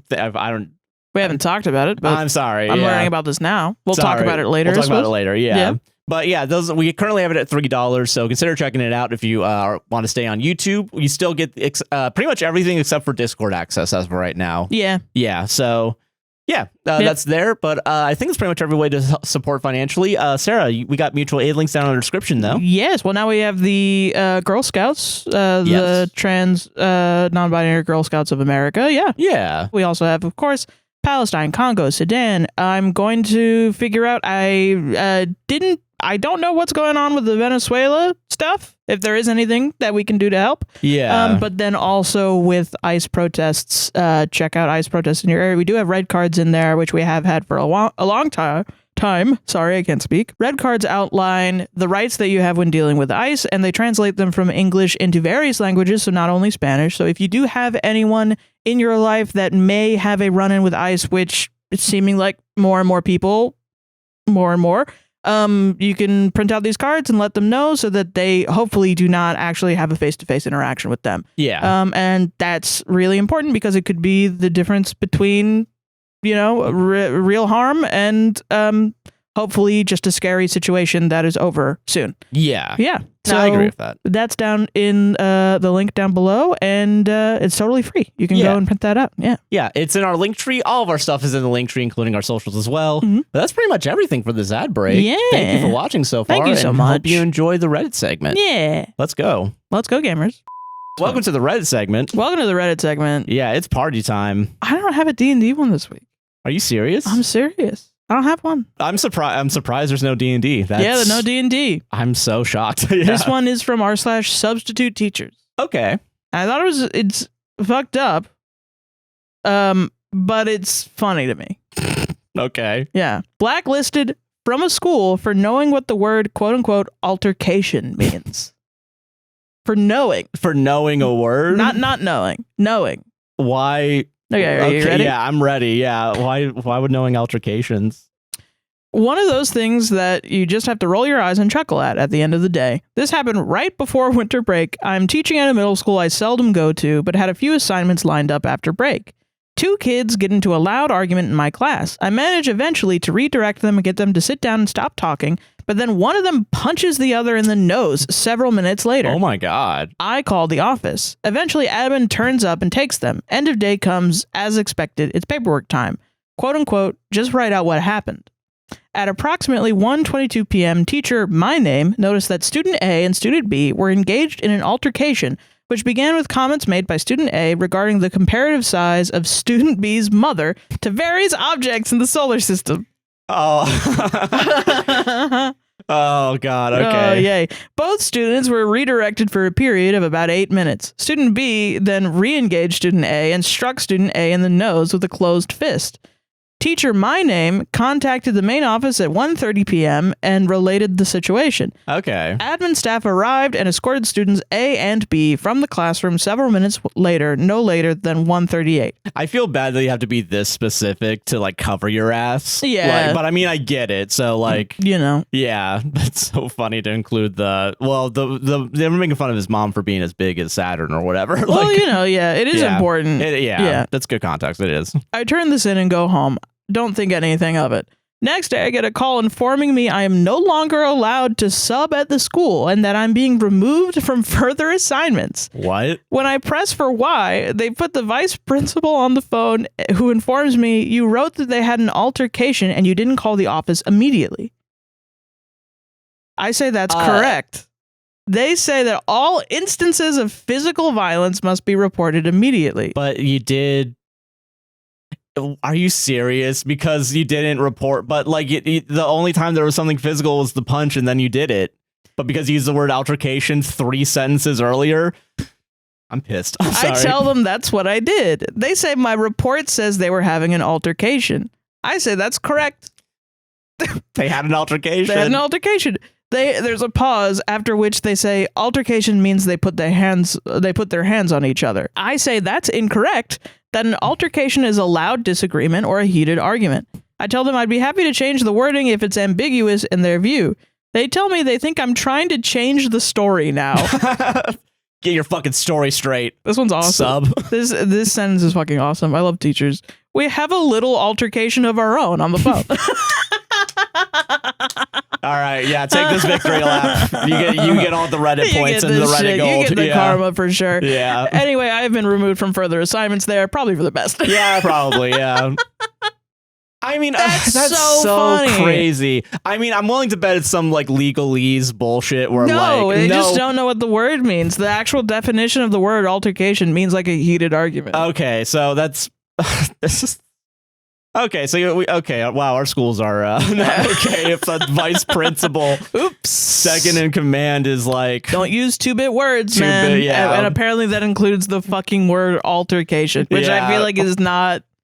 I don't know, man. People nowadays, sometimes... this is just... I love teachers subreddits. Yeah. Because it does get me on my old man bullshit, where I'm like, God, the gosh dang there's a society and the kids and everybody else but me. Fuck. It's like altercation's not a big word. You know, and I think we've had this discussion before where I think, in our dynamic, you're definitely more steadfast in what you believe to be like words that everybody should know. It's not like I think everybody should know every word. I think it's absolutely fine if you don't know a word. I think everybody should have an inherent curiosity when they hear a word that they don't know. And look into it, yeah. I find it strange because I just don't understand it when you hear a word that you don't know.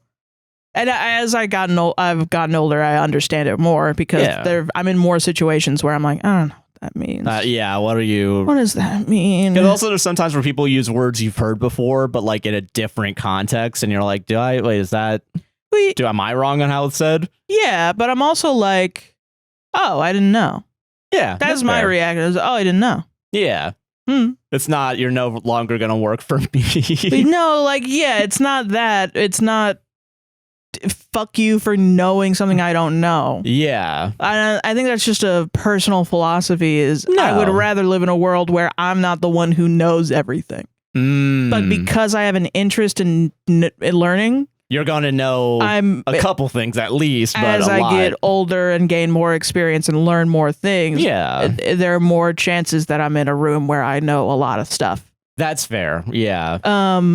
And it's not like I dislike people that don't know what I know. Yeah. I like telling people and I like teaching people. And honestly, most of the time, too, I've had many friends who know more things, have been more places, have more experiences than me. And I'll use 2-bit words, $10 words or something. On a $1 budget. On a $1 budget. But no, I'll use large words correctly. And then they've said to me that I've taught them words. Because they'll either use I've taught them it without saying you use that word wrong, is because I will apparently what I do, and I don't know how I do this, not condescendingly, because when they describe it sounds really condescending, and I don't mean it that way, but they don't say that it's condescending. Yeah. My friend Aaron, he's like, you teach me a lot. And I was like, really? I do? I just talk. And he was like, yeah, no, like when you talk, I'll say something. Oh, we had an argument about Eric Satie. And not really an argument. Not really an argument.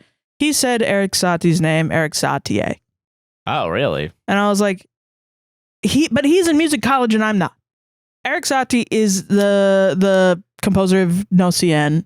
Yeah. He's a composer. And so he said Eric Satie. And I was like, do you mean Eric Satie? Because I just thought he meant like a guy that I don't know. Yeah, that's true. Because he's talking about composers all the time that I don't know. Because I don't know all of them. He knows more than me because he plays them all the time. So I was like, wait, like, he was like, you don't know Eric Satie? And I was like, I guess not. And he tells me No Cien and stuff. And I'm like, oh, Eric Satie. And he goes, Sarah, come on, it's Eric Satie. I was like, oh, okay. I don't know. I think it's Eric Satie, but sure. But sure is really. And then I look up later and I'm like, I got mad because what are they teaching him in college? Yeah. They're teaching him Eric Satie instead of Eric Satie. And I looked up the pronunciation because I've been saying it for like around everybody. And I'm like, am I just sounding like a fucking idiot? I'm telling everyone I'm a fucking music expert. And I'm saying Eric Satie and it's supposed to be Satie? Who says IEA? That's weird, I think. Is that some fucking French bullshit? I don't fucking know what's happening. So then I Google it and find out it's Eric Satie and Eric Satie, and Aaron was just being like a silly Billy, condescending motherfucker to me, pretentious motherfucker to me. So then I call him up and I'm like, I'm very upfront. So I'll be like, you said it was Eric Satie and it was Eric Satie and you sent me down a spiral. And he was like, I was just embarrassed. That's what Aaron said. He said I was embarrassed because I was saying it wrong this whole time. I was like, I was embarrassed because I thought I was saying it wrong this whole time. You both just like kind of like fucked each other over on that. Yeah. That's awesome. Dude, that'd be so funny. Yeah. Like I say Eric Satie, he says Eric Satie from now on. Yeah, no, it's like the law of thermodynamics of words, where like only you can't change actually how you say it. You just have to transfer aura between each other.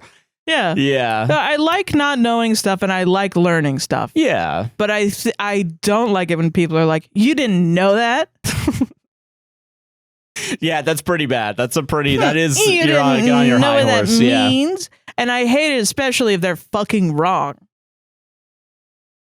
I will say I've definitely been sometimes that person where it's like, oh, I think it's like, I don't say, oh, you didn't know that. I'm like, oh, you didn't know that?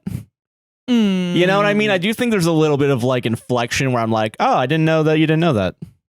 Yeah, well, no, I don't Okay, think yeah, that. like that, yeah. Yeah, that's fine. That's fine. But there are people that are like, you don't know what that means. And a lot of people, I think, are like that. To me, it just reads that they, at one point in time, didn't know what that means. And by one point in time, 10 minutes earlier. Yeah, so and are now covering their own ass for not knowing stuff. Because nobody can handle the concept that once they were a baby who shit their little pants. I've been exactly how I am in this moment my entire life. I came out of my mother's skull like Athena from Zeus. And I'm like, I don't know. I think fully doing a podcast where I'm wrong every 2 seconds and I make references that are wrong all the time to the point where it's a joke and a meme about me as a person. Yeah. Like a part of my comedy is that I'm false. And it's a part of my identity that I'm wrong constantly, like 100% of the time. That must but also somehow a resource of knowledge for people. So never a human that gets shit wrong. You're just an idea. Yeah, I'm just a concept. I'm a tool. I'm a tool that you use to be smarter around your family and berate, I guess. Take out your when your family says, I don't know what that word means. I learned on this podcast. Sarah, you were wrong about this. Fuck you. Now my dad won't talk to me. Yeah, that's my fault, dude. Yeah, no, that's for sure my fault. You could have Googled it. Yeah, we're not Google. Before Google was shit. But, you know. Remember, guys, my dash didn't do that. Dash AI at the end of your thing so that you don't get the AI response. Yeah, I'm everything other than I'm a symbol. I'm a motherfucking icon, bitch. I'm a fucking tool. I'm wrong and false and not real. I'm everything other than a human being to people. And that has essentially trained me in real life when people know I'm real and physical and made of flesh and blood. Yeah. When they say, what the fuck is wrong with you?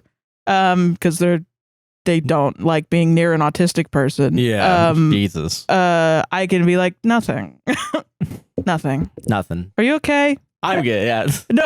I'm talking to the person. I'm like, I can say to them, like, I'm normal. Are you good? Like, everything going on good at home?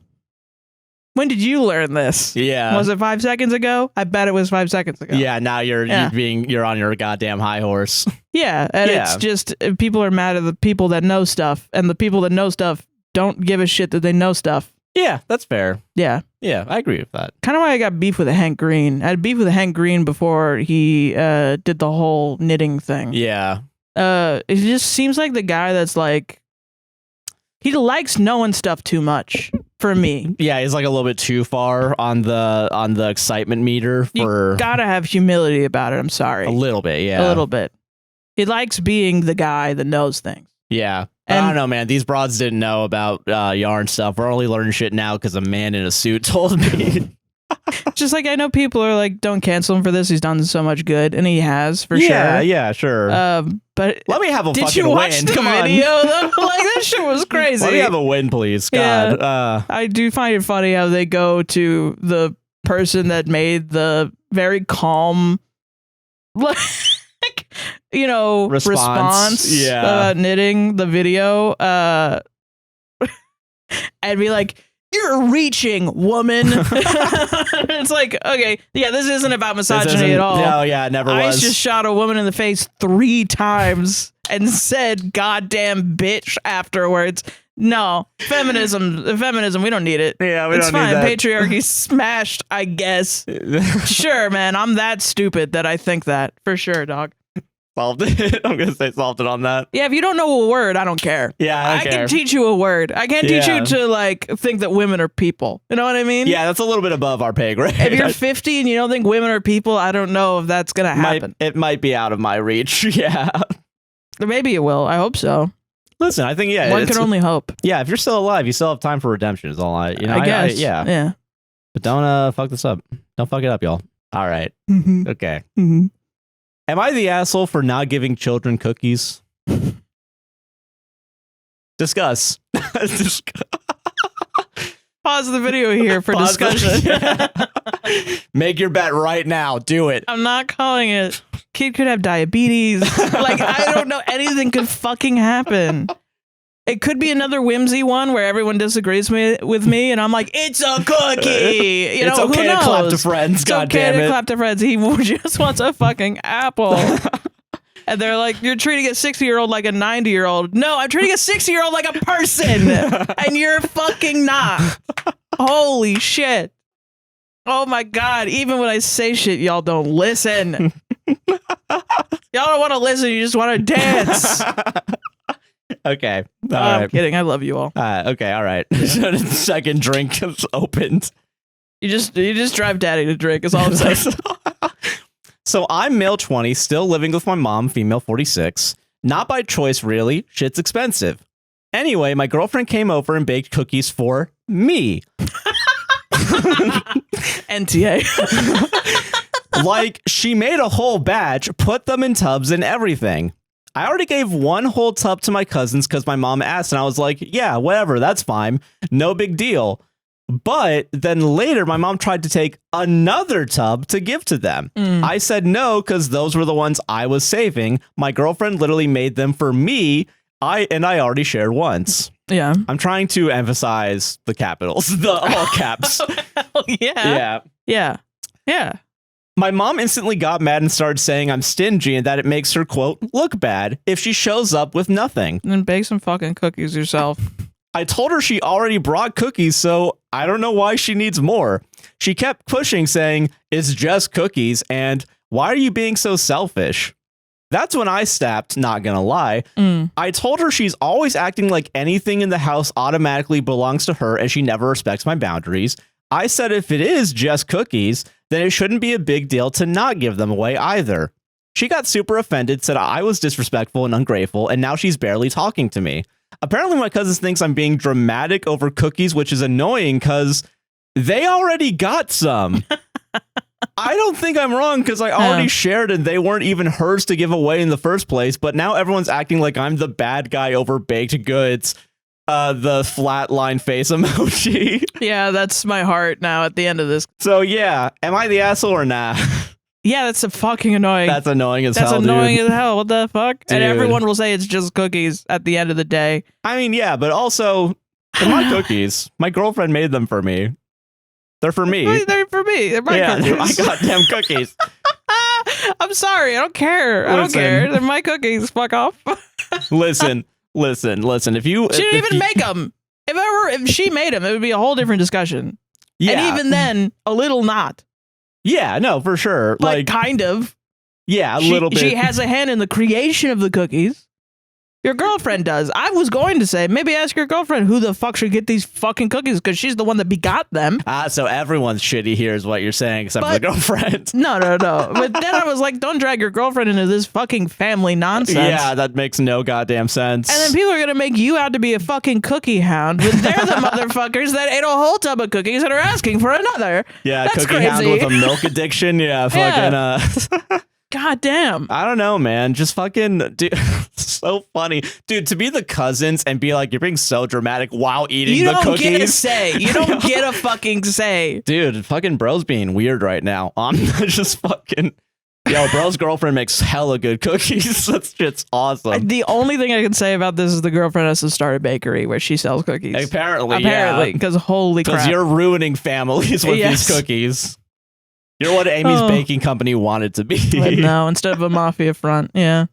Fucking, can I tell you a story that is not related at all other than one time I baked cookies? That's a good start. Hey, listen, we can figure out, we can bring it back. I've probably said this before, but I don't know. When I was in elementary school, I went to a charter elementary school where they had the talented and gifted program. So the charter, they didn't have to do like regular like educational shit. Oh yeah, they probably had their own like weird curriculum. Yeah. So everything I remember from my middle school was like weird, but it wasn't like weird. Like it was just like different. Strange stuff. Like they were trying to be very creative with how they taught Oh, okay, I kids, get you. you know, and especially the talented and gifted. Like, people will say that if you were in the talented and gifted, did you dissect owl poop? And I did, for sure. I didn't. No, yeah, you would get little owl pellets, and then you would dissect it, and because owls eat everything, you would find like bones Oh my god, of shit. like mice and shit. Jesus. Because owls just eat, like, owls are like a crazy ass predator. Makes sense. Because they fly not completely silent, but like mostly silent. Yeah, they fucking disappear into the night, man. It's fucking crazy. They're horrifying. Yeah, It's actually wild. So yeah, so you would just dissect owl poop and shit and stuff like that. Like, we wrote a book. Like, they made us all write a book. Okay, yeah. We made our own theme park out of Connects, and then we had to market it. Hell yeah. And propose to the city. Teaching kids the importance of, you could have a great product, but if no one knows about it, who fucking cares? They're trying to teach, like, marketing, I guess. When this is part of it, this was like, you're going to make your own business and go through the entire process. Oh, okay. You're going to make a brand. You're going to sell something. And you're every morning for a week, we're going to have a market. You're going to make the product physically in real life. Wow, okay. You're going to make the product. You're going to advertise it for a week over the morning announcements. We had to make a jingle and sing it over the morning announcements, Joshua Chinland. That's fucking crazy. We had to do that. That's a lot of work for... I had to do that. Yeah. Okay. We had to write a song and sing it over the morning announcements every day for a week, so that everybody in school would go and buy cookies, I assume? Something. Yes. And so we were like, I was like, what the fuck do we make? What can I make? I don't even know what it is to make. Yeah. And so then my mom was like, why don't you just make fucking cookies? And I'll just be cookies. I'll just Bitches sell love cookies. Fucking just get them cookies. Why not? You're kids. Like, eat cookies. Who cares? And I was like, oh, hell yeah. So then I asked if we could do cookies, and my mom did the whole, like, can we do baked goods and stuff? And it was like, you just have to label what it is. So we had to have the thing on the back that has the thing. We had to set the prices and do the whole shit.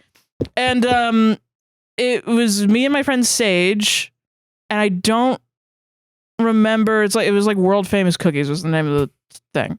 And we went to go sing the thing, and my friend Sage fucking didn't show up to sing the announcement, so I had to do it by myself in front of the whole school. That sucks. And everyone was laughing when I went back into the line, because then they had to go up and sing.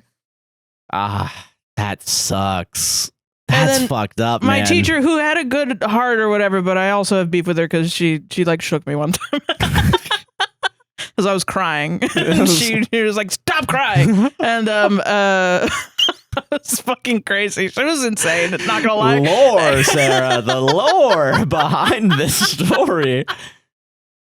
Yeah, she'd yell at us all the time. It would trigger my mom yelling at me, so I would cry. And then everybody would be like, Sarah's such a fucking crybaby. And I'm like, I'm traumatized, dog. I don't know what to tell you. I don't know how to do this. It's not my fucking fault, yeah. Anyway, we would make these cookies, right? Yeah. But my teacher was like, she sang like a princess. And I was like, fuck what me, the that fuck sucks. That? I'm like fucking 8 years old or some shit. And I'm like, this fucking sucks.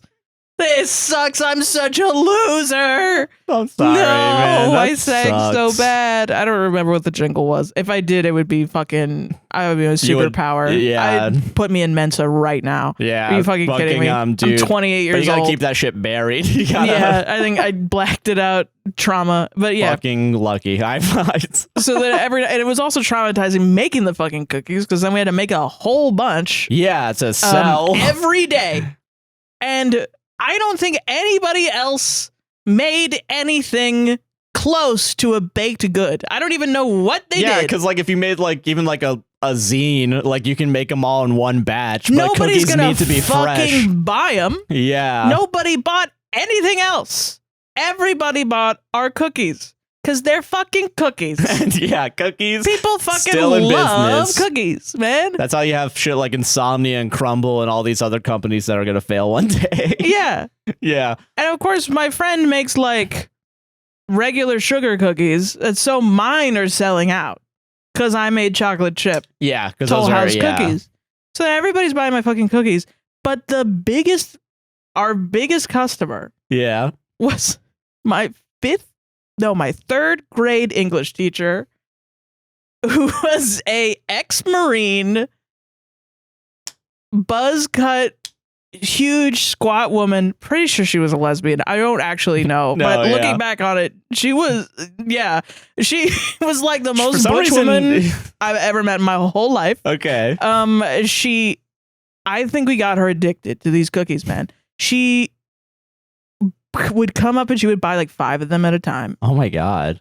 And they were like $1. I don't remember. It was something stupid. We should not have sold them for that. But yeah, so she bought like 5 to 10 of them at a motherfucking time. Oh my God. And it was almost like my mom was like, what's wrong with this woman? What is happening right now? 5 cookies? What the fuck? 5 cookies These a day? are just Toll House cookies. I don't know why everyone's freaking out. How many hot dogs, Timmy? Apparently we... 7 hot dogs.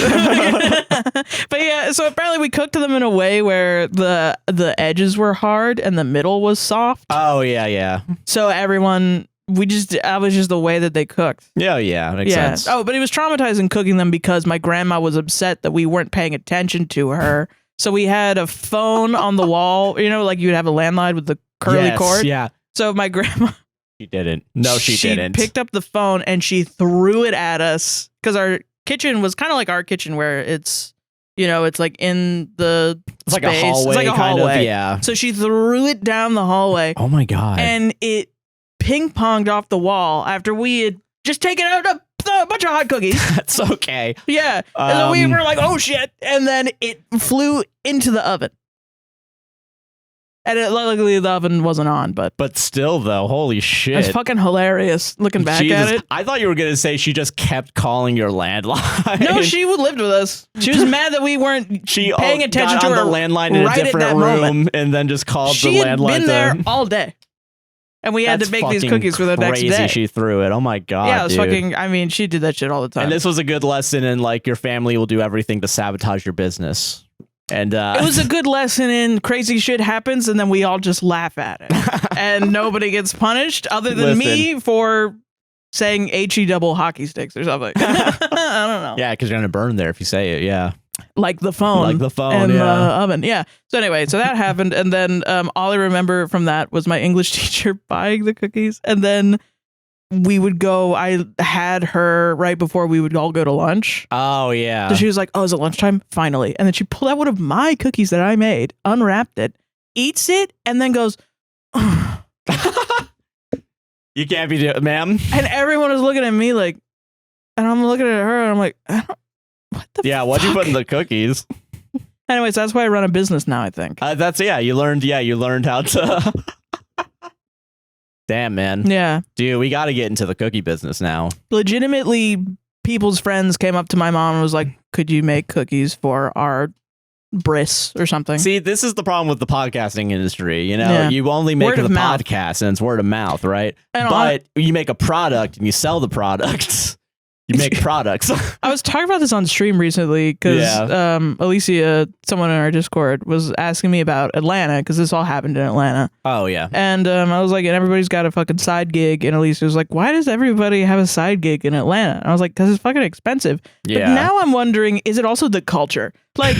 Because I was a baby and I was in elementary school. I was in the 3rd fucking grade. You came out of the womb with the green visor. Yeah. The calculating tape, like fucking. Balance your checkbook ass. Like, and I thought it was my mom, but maybe my mom was influenced by Atlanta being just a fucking city of industry. Probably. And needing, I don't know, when you walk out of your hotel and everyone's smoking a cigarette. Side gigs, and just fucking, everybody's really pissed off. Yeah, I can probably see having 2 jobs being the cause for that. Yes, yeah. Yeah, that's so true. Yeah. Well, that did happen, huh? Yeah. Solved it, though, Solved man. it, yeah. Oh, God, that's really funny. No, you deserve your cookies, You man. just have your cookies. You deserve... Have your cookies and eat them, too, you know what I mean? Somebody that baked cookies once for money, you deserve to bake cookies and eat them for fun. I agree. Yeah. Yeah. All right. Also, why can't your mom just buy cookies? Just buy cookies and give them to your fucking cousin. Oh, I'm sorry. You don't live in Florida? You can't go to Publix, huh? That's a you issue. Why don't your cousins ask your girlfriend to make them cookies? Yeah. What's wrong with that? Yeah.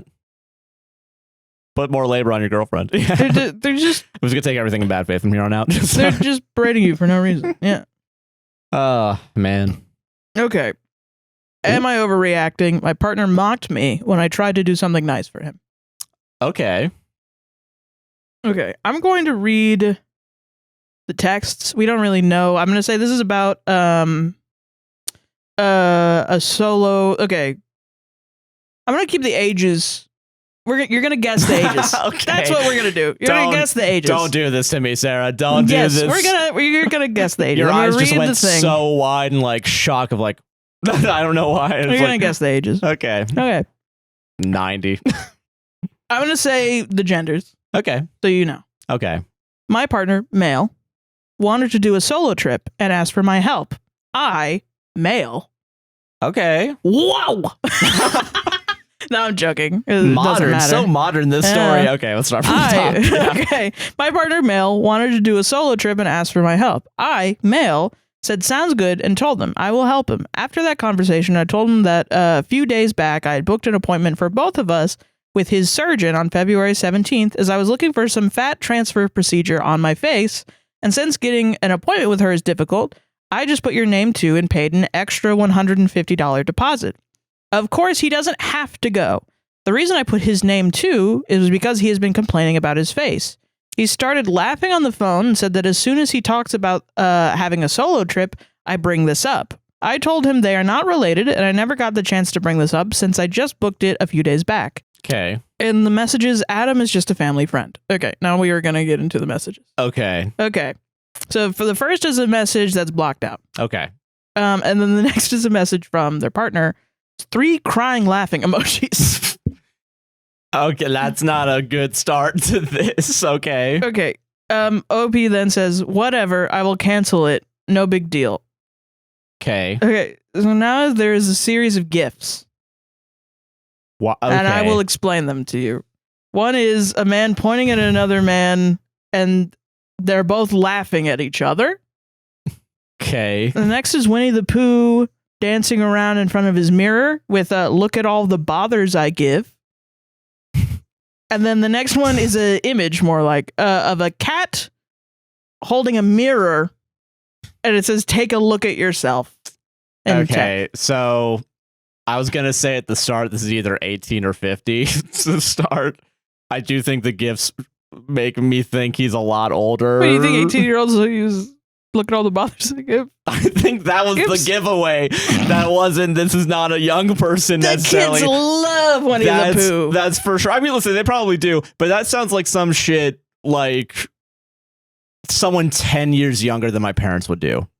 Okay. I'm gonna stick in the 40s for right now for the other person, and this person's probably like 20. The question is no longer am I the asshole. The question is how old are these people involved? Yeah. Let's revamp the genre. Let's revamp the genre. Fuck, am I the asshole? What's my age again? Let's do that. What's my age again? Yes.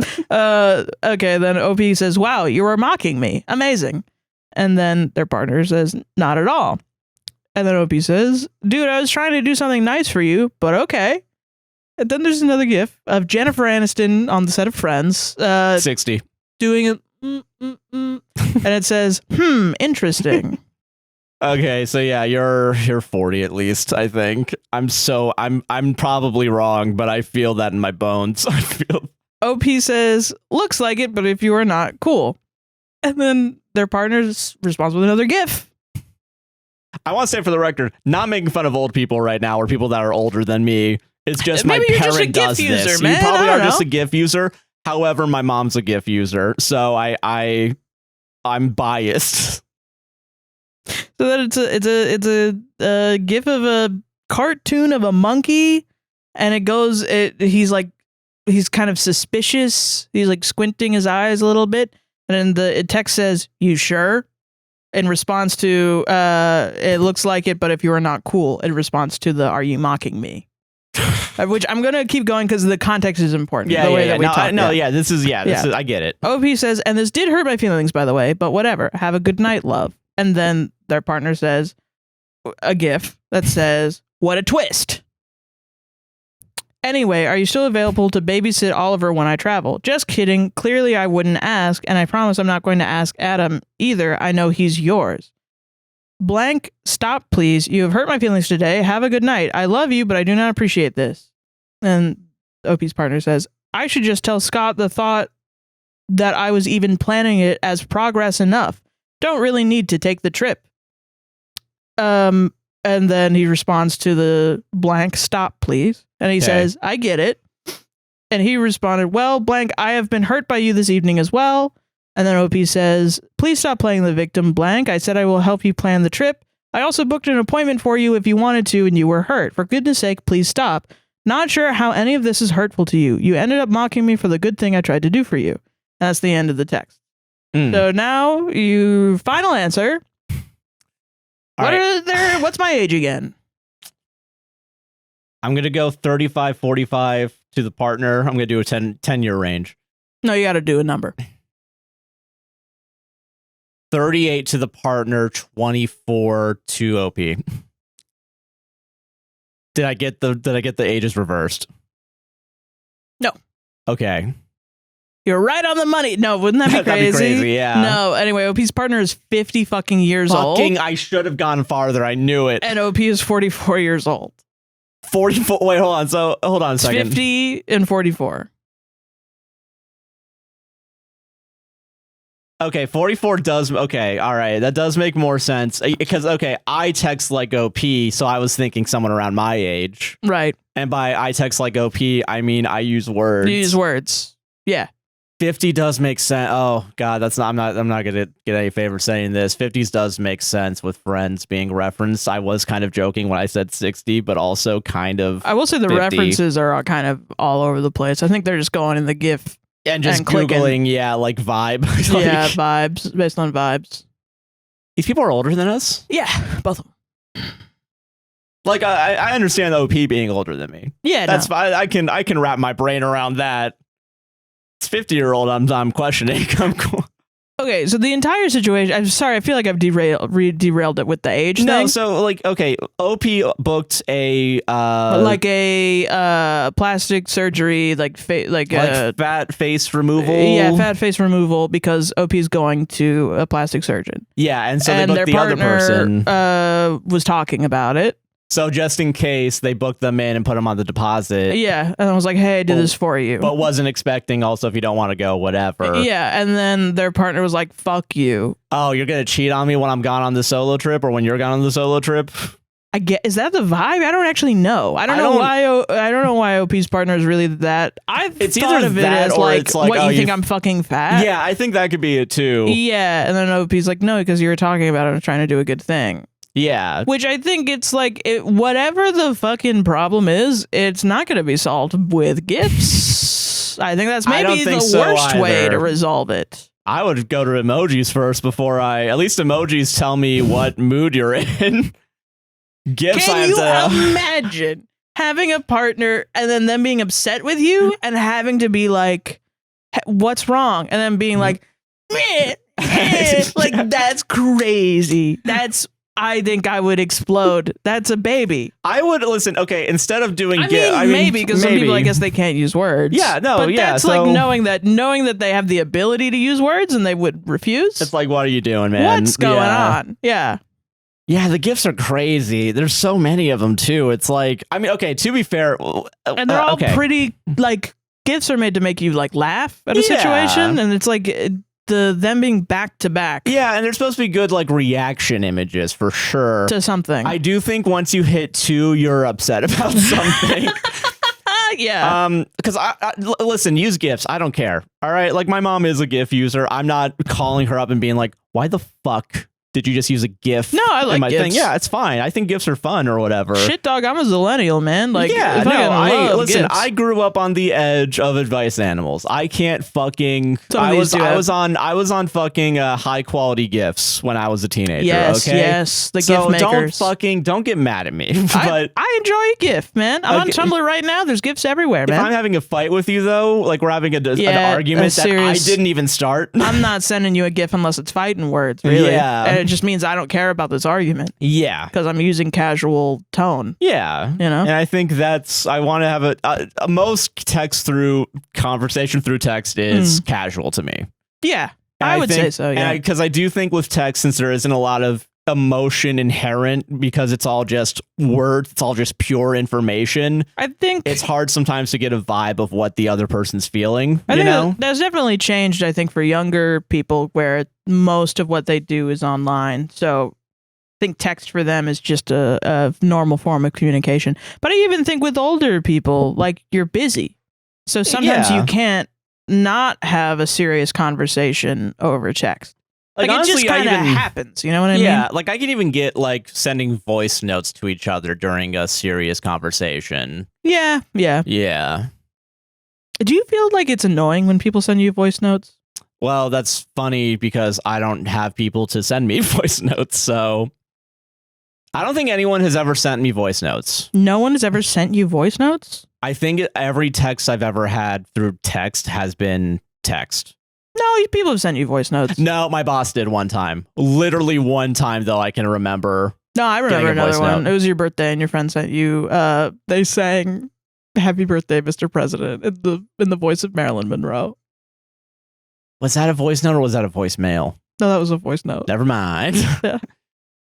I forgot about that. I did not. Because it was very funny, to be fair. It was very silly because we were in your car. We were going to go see John Wick 3.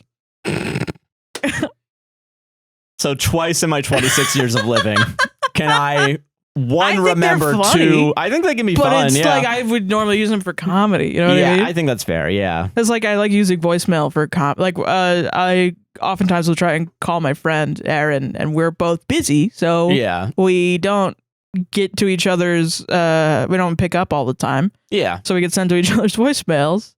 So, and we actually had to talk about this recently, where I just like to run out the timing on his voicemail. Yeah, I think you've gone until the phone shut itself off. Every time I go until the phone shuts itself off, because I think it's funny to have a cut, and I treat it like an improv.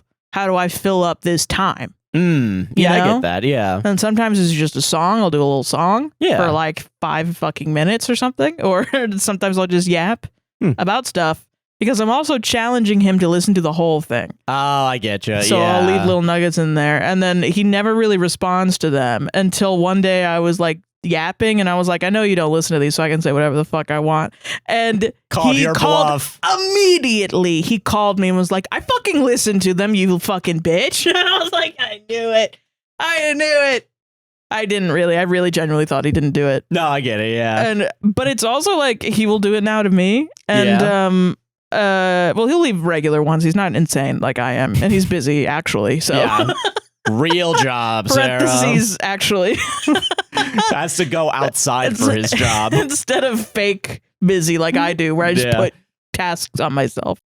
But no, he'll call, and then once he called, and he was like, "No, I listen to them and I treasure them and I save them all because what if you died?" And I was like, "That's exactly why I leave them."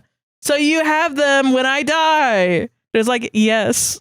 God, man. I was like, oh, we're so alike. Yeah, that's nice. But yeah, no, voice notes I don't usually get. But okay, yeah, don't use GIFs when you're arguing, I think. Don't use GIFs when you're arguing if you want to be taken seriously, is all I'm saying. I get being frustrated if he is like, what the fuck? I think if somebody just booked me fat removal, I would also be mad.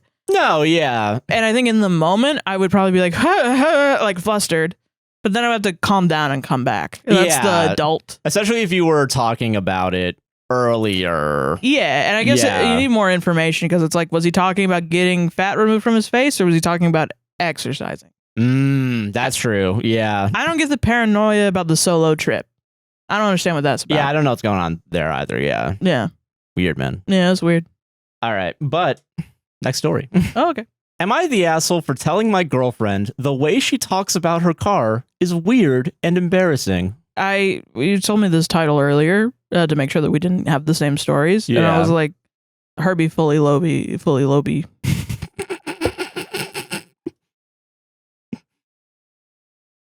Awesome. Herbie fully loaded.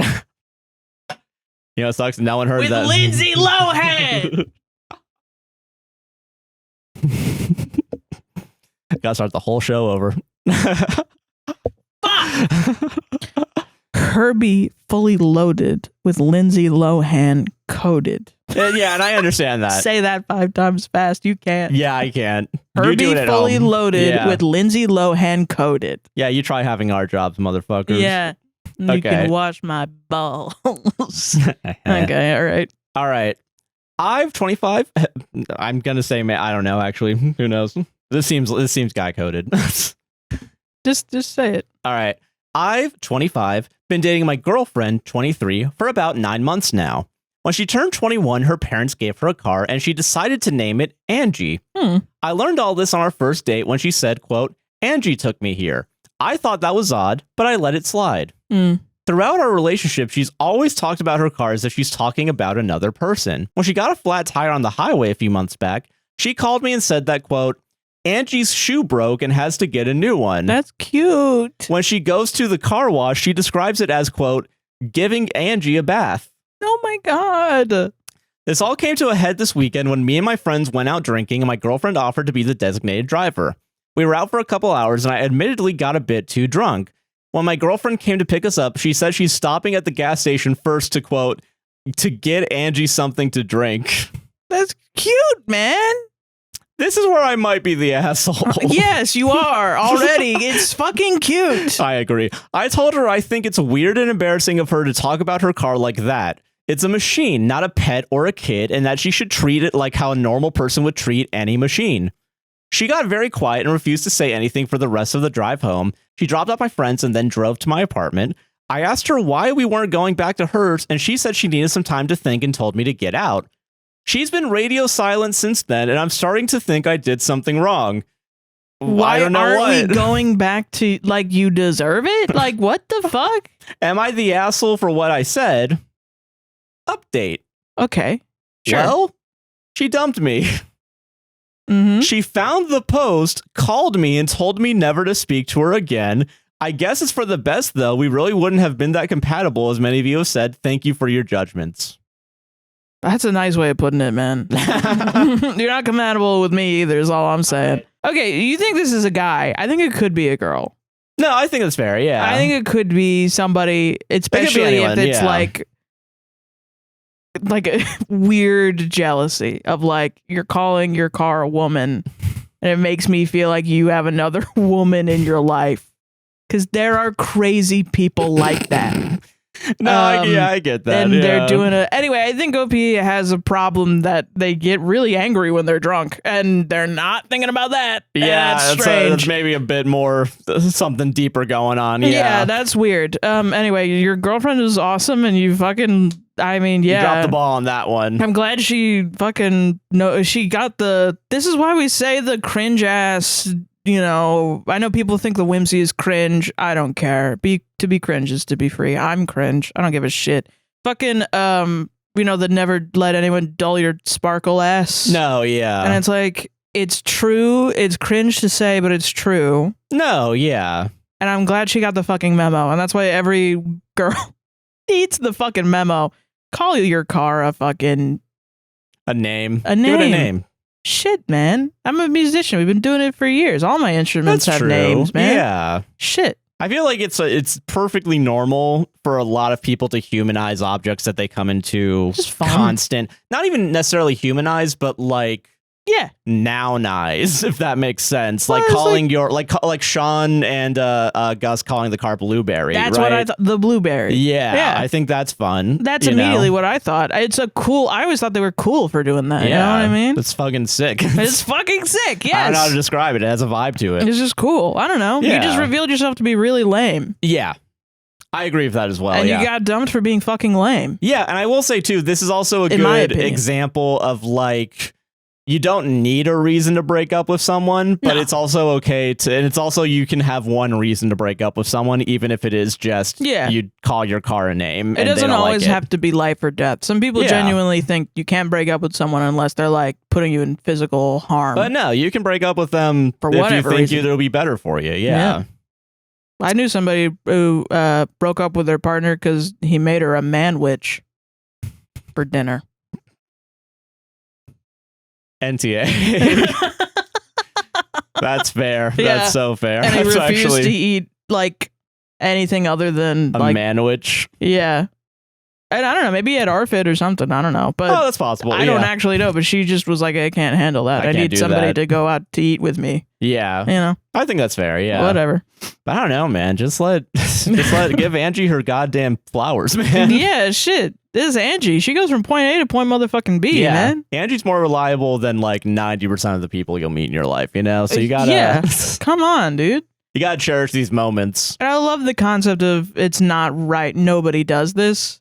Joshua, I'm going to send you an image of a tiny rock that somebody carved a tiny face into. It's one of the first pieces of art. It's my favorite thing ever made. It's a good image. Yeah, it's a good... fucking awesome. Yeah. It's so good. It's just great. That's weird and embarrassing that my my Neanderthal friends decided to make art. He's like carving little smiley faces onto rocks. This is fucked up. We should kick him out of the honestly, the tribe. Dude, fucking Tom over there, he started drawing like I think animals on the walls of the cave, and he's saying that if you light a fire in there, it looks like they run around. And I think he needs I don't know, maybe we should bonk him on the head. I think he's keeping us behind as a society. Nobody else writes about it like that. Yeah, and it's and that's like a funny way of thinking about it. But let's get serious here. Let me turn the chair around. Let's get serious, everybody. Yeah, this is a serious podcast. They saw the fucking animals as like they're the reason they exist. You know, that's why so many gods of like previous religions were animal based. Makes sense. And like the sun, it's like these are constant things in people's lives. And so if a human being is a constant in your life, of course you're going to care about them enough to put them down into to create something. Yeah. Which is beautiful. And it means art is something that is inherent to the human experience. And that also means that having things around and being nice to them and caring about them and humanizing them is important to the human experience. I mean, even calling the sun, I think, soul, like SOL. Yeah. Like, I think even when we name things in general, like, I think that's kind of, because I'm now realizing soul sounds like soul with a U. Yes. And that's a good point. And I've never thought about that. There's probably a better reason why it's called soul, but like, I mean, I don't know, like most of the planets are named after gods too, you know? So like it's, I don't know. I think naming is, I think it's a testament to the human spirit, you know, that we kind of just, we give power to things that don't necessarily have power within itself, you know, or I guess, I don't know how to describe it, but yeah. I really hate this. And I've noticed this lately too, where people take stuff like this and they shit on it maybe because it's a woman having fun. That's enough for most people to shit on something, but then also it's quirky. It's not something that I would actually like to do. And it's not like, you know, when we were talking about as a society, we were talking about the Zooey Deschanel manic pixie dream girl. Yeah. It wasn't like, oh, it's bad to be a manic pixie dream girl. It's bad to assume that a manic pixie dream girl is going to fix your life. Yes, yeah. Because you should fix your life. Exactly, yeah. It's Why almost is it like their fucking job? I've never seen 500 Days of Summer, but I know enough about film people that they did not get the right message from that movie. No, they did fucking not, dude. It was creepy. Yeah. Like, she did not want to be with his ass. I'm pretty sure. But yeah, no. And it's, I think what's crazy is it's not, you could take the gender out of it and she's just doing something that everyone does all the time. Yeah. All the time. Literally all the time. Yeah. And where's the fucking line? And I also think it's my original point when I went on this ramble is I think it's anti-intellectual and nobody really is going to talk about it. But it's, why dare you name something that important to you? Why would you give something a second hand? I feel like it's a... Why do you give machines... Why do you think about machines? Yeah, why are you while thinking... you use them? Yeah, why honestly, do you think about them in a different way than me? They're only there for our purpose, our use. You're supposed to zone out while you use a fucking machine and not give a shit about it and talk about things that are only really important, which are handful of topics that I've decided are important. I've decided the smartest person in the room. That's... Where's the line? Who's deciding what's okay to think and do? No, it's cool that I called my computer the Hulk because I spray painted it green and whatnot, but... But if you call your car Angie, that's like sus. Like, that's weird. That's like fucking strange, man. It's like I'm thinking of like a different person when you say it. It's weird that you refer to Angie in metaphor, and it's strange the way that you use metaphor in your day-to-day life when most people don't even know what a fucking metaphor really is. Yeah. Even when they ingest it every fucking day. Yeah. That's crazy that you do that. She's thinking in a way. she's but we're all inclined to view it as stupid. But no, she's Angie's shoe fell off. We gotta fix the shoe. Fucking fell off. We gotta put a shoe back on, man. We gotta put the emergency shoe on. And my first thought is, in the UK they call the trunk a boot. Oh yeah, that's kind of cool. Also, don't we call boots the thing that you use to lock cars in place? Yeah, the car. Because you put it on the shoe. The wheels are the feet. I think if I were to call, what would you call your car? If I had a car, it depends on the type. Ooh, I don't know.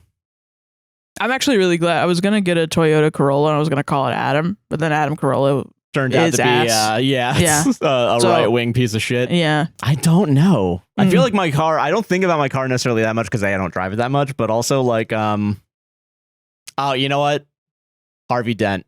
That's great. I love that. Getting Harvey Dent. Okay, hold on. Let's just call it Dent. Let's just call it. I'm going to use it. Harv. It's Harv, man. Yeah. Let's go. Let's all hop in Harv. You know what I mean? Licorice. Black licorice. That's a little too long, I think, but yeah. Yeah. Getting the black licorice. Getting the black licorice.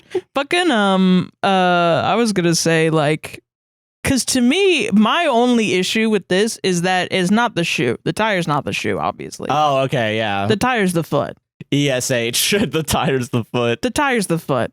If the tire falls off, lost its fucking, that's like a horse breaking its fucking leg. Know what I mean? Okay, that's fair. But luckily, it's not a horse, and we can put the fucking feet back on instead of shooting it with a gun. Sorry, guys, I gotta take the car around back. And yeah, we gotta take Harv out back and shoot him with a fucking gun because all of his feet fell off. I can't afford new feet. Are junkyards where they turn cars into metal boxes? Is that the glue factory of cars? Yes, yes. He needs a new engine. He needs a new heart, man. Oh shit. Yeah, fuck. I don't know, man. I don't vibe with anybody that hasn't looked at a computer and thought that's a brain. It is kind of a brain. It's kind of a brain. Yes, I'm anti-AI, but that's because it's not a brain. Yeah, that's not a brain. A computer is more like a brain. Yeah, because it actually has a structure to it. Yeah. But yeah, I get that. Anyway, ideologically, that's where I stand. And solved it. But I am the pro AI. No, AI really is going to think that now. I'm joking, guys. I'm joking. I'm having fun. Fuck. God. We do things a little differently here. We have fun. This is similar in theme. Okay. All right. I like that. I like a thematic line that we can keep going on. Yeah. Finally, some goddamn production value on this show. Am I the asshole for ending a relationship over long showers? How long are the showers? We'll get there. Okay. All right. I will patiently wait then. This is maybe my favorite way to start. And am I the asshole? I don't think I'm the asshole. I don't know. It's good. It's just good. It's simple. We're playing the hits, baby. You know what? I get it. I don't think I'm the asshole. I don't think I'm the asshole, but my aunt and mom got in my head over the holidays, and now I am questioning myself. Up until early November, I, 28 female, was in a long-term relationship with quote-unquote Kevin, 30 male. We were together for about 18 months. He was planning to move in with me at the end of November when his lease was up.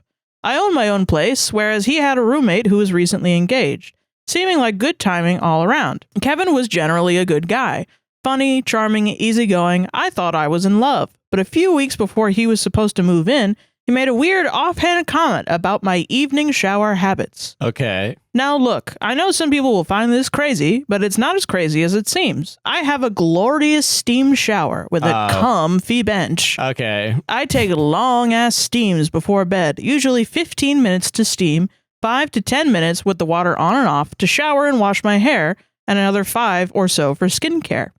So what is that in total? That is about 35 minutes. It's not that bad. I'm not hogging the only bathroom for the hot water, or the hot water, and I only do it after everything else is done for the day. Parentheses, work, chores, sex, end parentheses. Hell yeah. Anyway, the comment was that I would have to knock off things like that when I was living with him. Which, why? He said I was wasting time and needed to be more quote-unquote present when I lived with quote-unquote a man. What are you... Well, I feel like if you're taking a shower, regardless, you're not gonna be fucking present. In my mind, the Kill Bill, beep, boop, beep. It's 30 to 40 minutes. I can't have 30 to 40 minutes to myself. It's not that long. Yeah, that's perfectly fine. This led to a longer argument about the various things about myself and life I would need to change before he would move in. Wait, need to change is fucking crazy. Okay. Yeah, like I was doing him a favor, letting him live with me rent-free. Many things themselves weren't terrible. Put my various skincare things away rather than leaving them on a shelf. Fair. That's fair. Yeah, that's fine. Don't leave so many shoes in the mudroom. They're on a rack, but whatever. Yeah. Stop the composting service. He wants to do it. But a few were non-starters. Don't have my brother, 17, and his friends over unsupervised by him. And don't volunteer at a local shelter that houses men. It was wild. He had never shown any indication of being controlling before, so I tried to talk to him about what he was thinking. He just said that moving in meant that I was his and needed to act like it. All right. Okay, paraphrasing. bud. I said that we weren't moving in together as I am not anyone's, less articulate than that, and asked him to leave. We had another conversation a day or so later, but neither of us budged, so we mutually broke it off. I was sad, but not devastated, mostly completely confused and questioning my ability to see any red flags. There had to be some, right? I thought I made the right choice. My friends think I made the right choice. My baby brother also thinks I made the right choice. He may be influenced by my 3D printer. Oh, he's fucking compromised. Get him out of there. But my mom and aunt think I made a huge mistake. It's been a solid 2 weeks of, you're going to die alone. You're selfish. You have to compromise in relationships. You can't expect him to put up with your single girl schedules and habits. He said you were his property. What the fuck? He was such a catch. I feel like my head is going to explode. I thought my mom would at least care that he was cutting off free brother sitting when they travel. Oh, think of the money. Think of the money. But no, she thinks my ex was right that my brother and his friends shouldn't be in the house alone with a single woman at their age. I babysat most of them when they were younger, for Christ's sakes. Am I really unreasonable here? I'm driving myself nuts. We are not getting back together, but was I an asshole? I'm having dinner with my dad in an hour. I will ask, I promise. I'm not sure what the rules on updates are on the sub, so I put my update with my dad's reasons here. Okay. Okay, so now there's a little update. All right. Oh, that's kind of long. Oh, already, thank God he got out of that relationship. Holy shit. Yeah, that's Jesus fucking Christ. Crazy. Okay. Okay, are you ready? I posted about my mom and aunt making Christmas miserable because I broke up with my boyfriend when he started an argument about my showers that snowballed into more weird controlling requirements. Hopefully that works. A bunch asked me why my dad didn't like the ex and what red flags he saw. I asked, and here's what he said. Fair warning, my dad is great, but he has opinions. I don't agree with these. I don't agree. These are all red flags, but I'm sure Redditors will school me on it. Number one, he didn't take a job my dad offered. Ex lost his business about 6 months ago, which left him with a mountain of debt, and my dad offered him a job in his warehouse to cover expenses while he was looking. X had a job within 6 weeks, so he wasn't unemployed for long, and I personally think it's fine to take a beat when something big happens in life. That's not too bad, but okay. Yeah, but my dad is of the you can rest when your bills are paid and chores are done school. Oh, okay. Whatever. 2, would sit on the porch with his phone when I was struggling on a hobby project. Again, I don't think this one is fair. Yeah, sometimes it's nice to have someone give you a hand with stuff, but they weren't his projects. Okay. 3, didn't carry in groceries. Now hold on. That's like a little crazy. That's a little bit long. Okay, hold on a minute. What the hell? Now this one I kind of agree with. In retrospect, it was pretty weird that I was lugging the groceries in by myself in 2 or 3 trips. I don't know if my brain ever would have noticed it as a red flag though. That's wild. I don't know if I would call it a red flag, but it is weird. Like, I mean, well, okay, it is a red flag in hindsight because he does see you as his. yeah, like doing stuff for him. But I mean, okay, when I was growing up, we all helped everybody. No, yeah. When you grew up, your dad brought in the groceries pretty much. And you bring in the groceries now for me. Yeah, I will say you do put everything away though. So it's kind of like the splitting of labor that we do. Yes. And I think when I was a kid, my mom would put away the fridge stuff and I would put away the pantry stuff. Yeah, and that was our division. Yeah, I get, if there's is he putting the stuff? I'm assuming not, but I mean, I guess not. Yeah. I don't know. Though, yeah. You still gotta help, man. Yeah, I will say too, you also do bring in sometimes like the first batch of groceries with me. I mean, yeah, you won't let me bring any more groceries in. Afterwards, I'm like, you sit the fuck down. Yeah, I don't get it. I bring it It's in. weird. I just have to accept it. That's my compromise, is not doing stuff because you want to do things. Let me do my shit. There were other little things around home maintenance. Waited for my brother to shovel the drive, didn't mow, put a whole box in the recycling without breaking it down. Okay. That's crazy. wild to me. And car maintenance, didn't put up my wipers before a storm or pump my gas. But pump gas is like, well, okay. But it wasn't his house or his car, so I feel like those go in the nice to have but not fair to criticize bucket. Sure, my dad would do these things for a neighbor, much less a romantic partner, but that's him.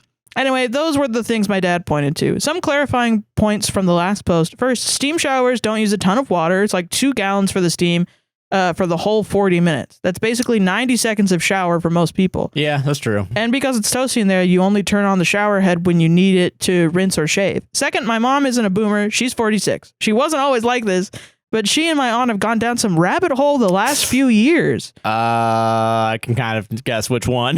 Third, my brother and his my brother and his rabbit hole. Sorry. Third, my brother and his friends, not all boys, by the way, will always be welcome in my home, period. If that means I live alone, fine. Finally, do not worry. There is and was no chance I would take him back. He creeped me out, right out in their last few conversations. I might worry about whether I handled things wrong and should approach things differently next time, but I'm not staying with someone who feels me taking 40 minutes for myself, absent kids, or extenuating circumstances after a long day at work is a bad thing. Yeah. If that makes me an asshole, fine, I'll accept the label. Not the asshole, though. Yeah, NTA. Thank you for making me feel less crazy yesterday.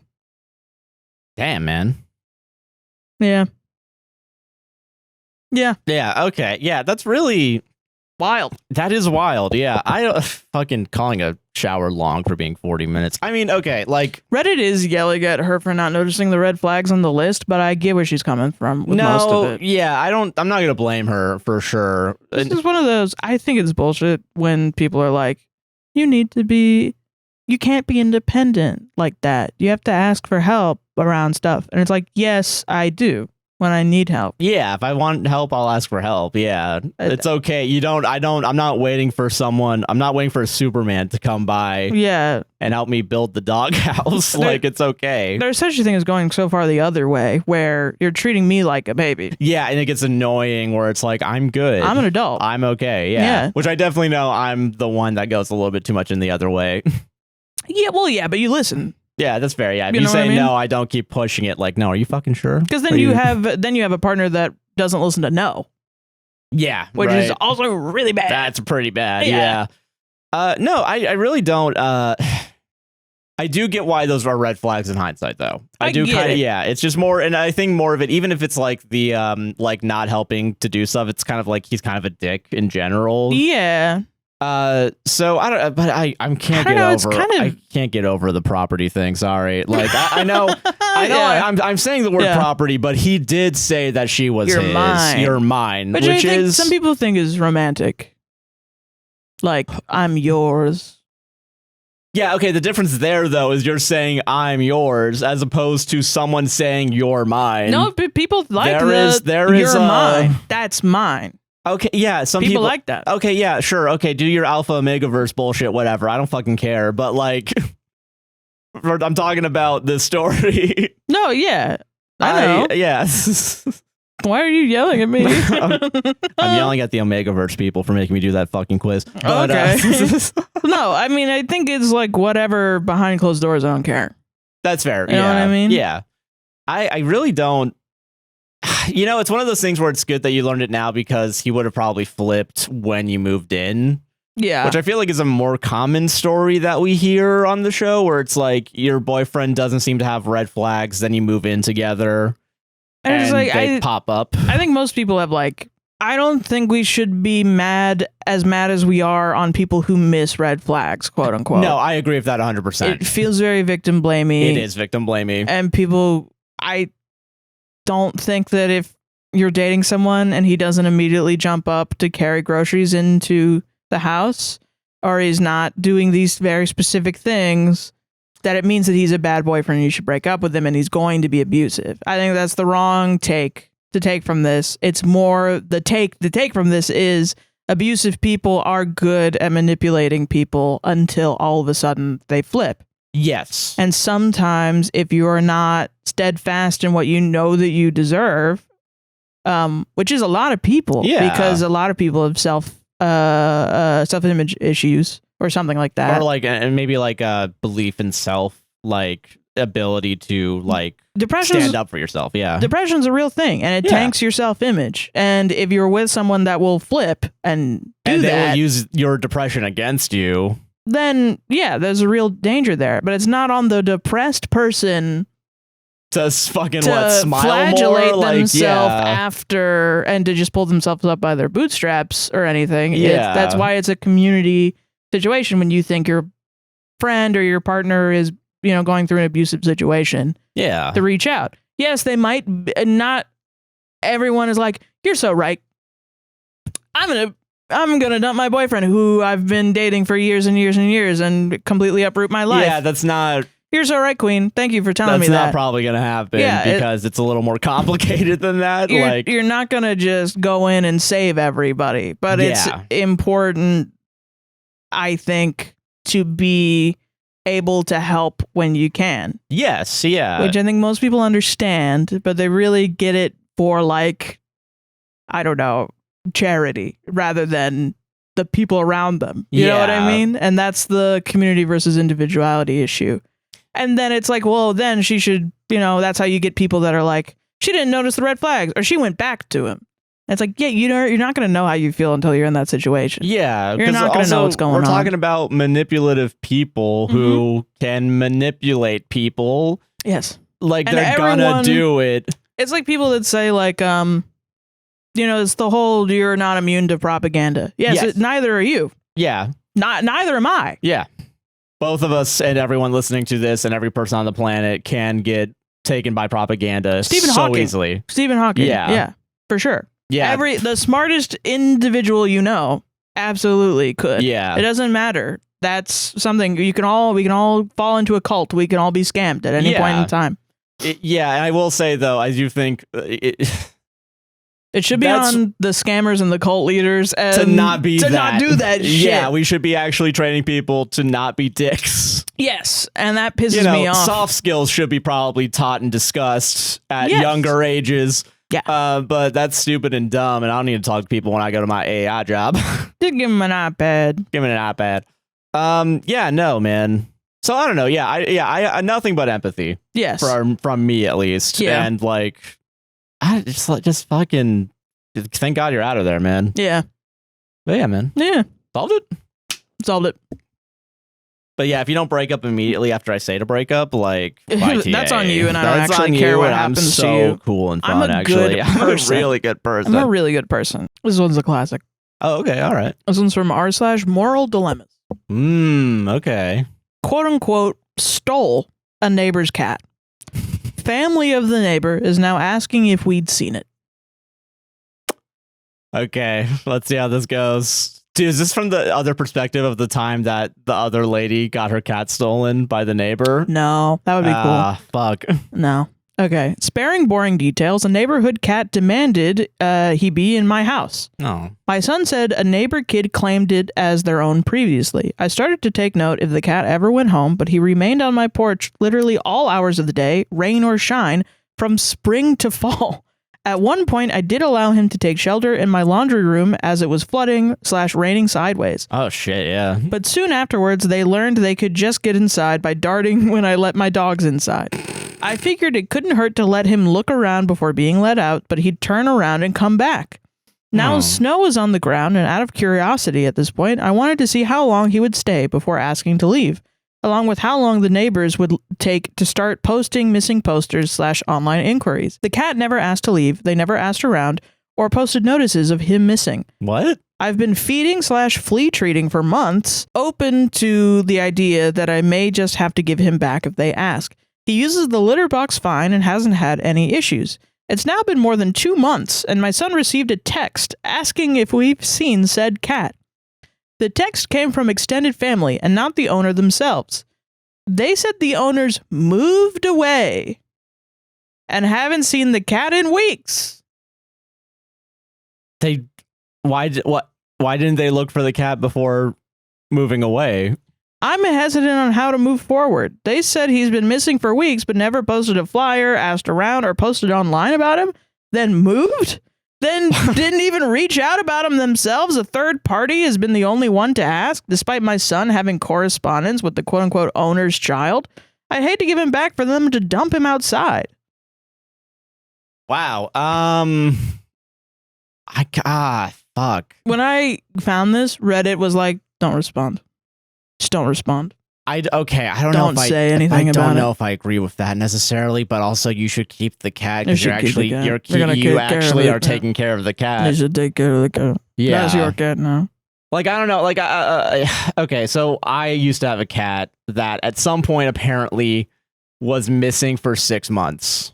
This was Leolo, and this was my sister's cat, and this was at a town. It was in a gated community. But also because Leolo would like to go into sewer drains. He did? If he got out on accident, he would go under and he would come back out. He was gone for 6 months, and then one day he returned, and they could tell it was him because I guess they dyed a part of his tail, maybe. Oh yeah, and it still had dye on the tail, so it was still. They knew it was him, and he came back, and that was nice. Yeah, but I can understand being afraid and sad during those 6 months, even for a little bit, because that would fucking suck. Yeah. Why don't you care about your cat, though? I'm sorry. A little bit. Why don't you care about your cat? Yes. I do think I would, if you posted flyers, if you talked about it online, if you showed you cared about your cat, I would be okay with you giving away the cat. I mean, I think there's a real chance maybe they talked in person around and maybe just didn't get back to OP's son.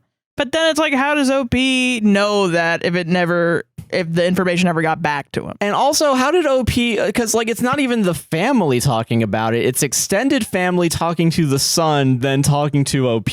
Yeah.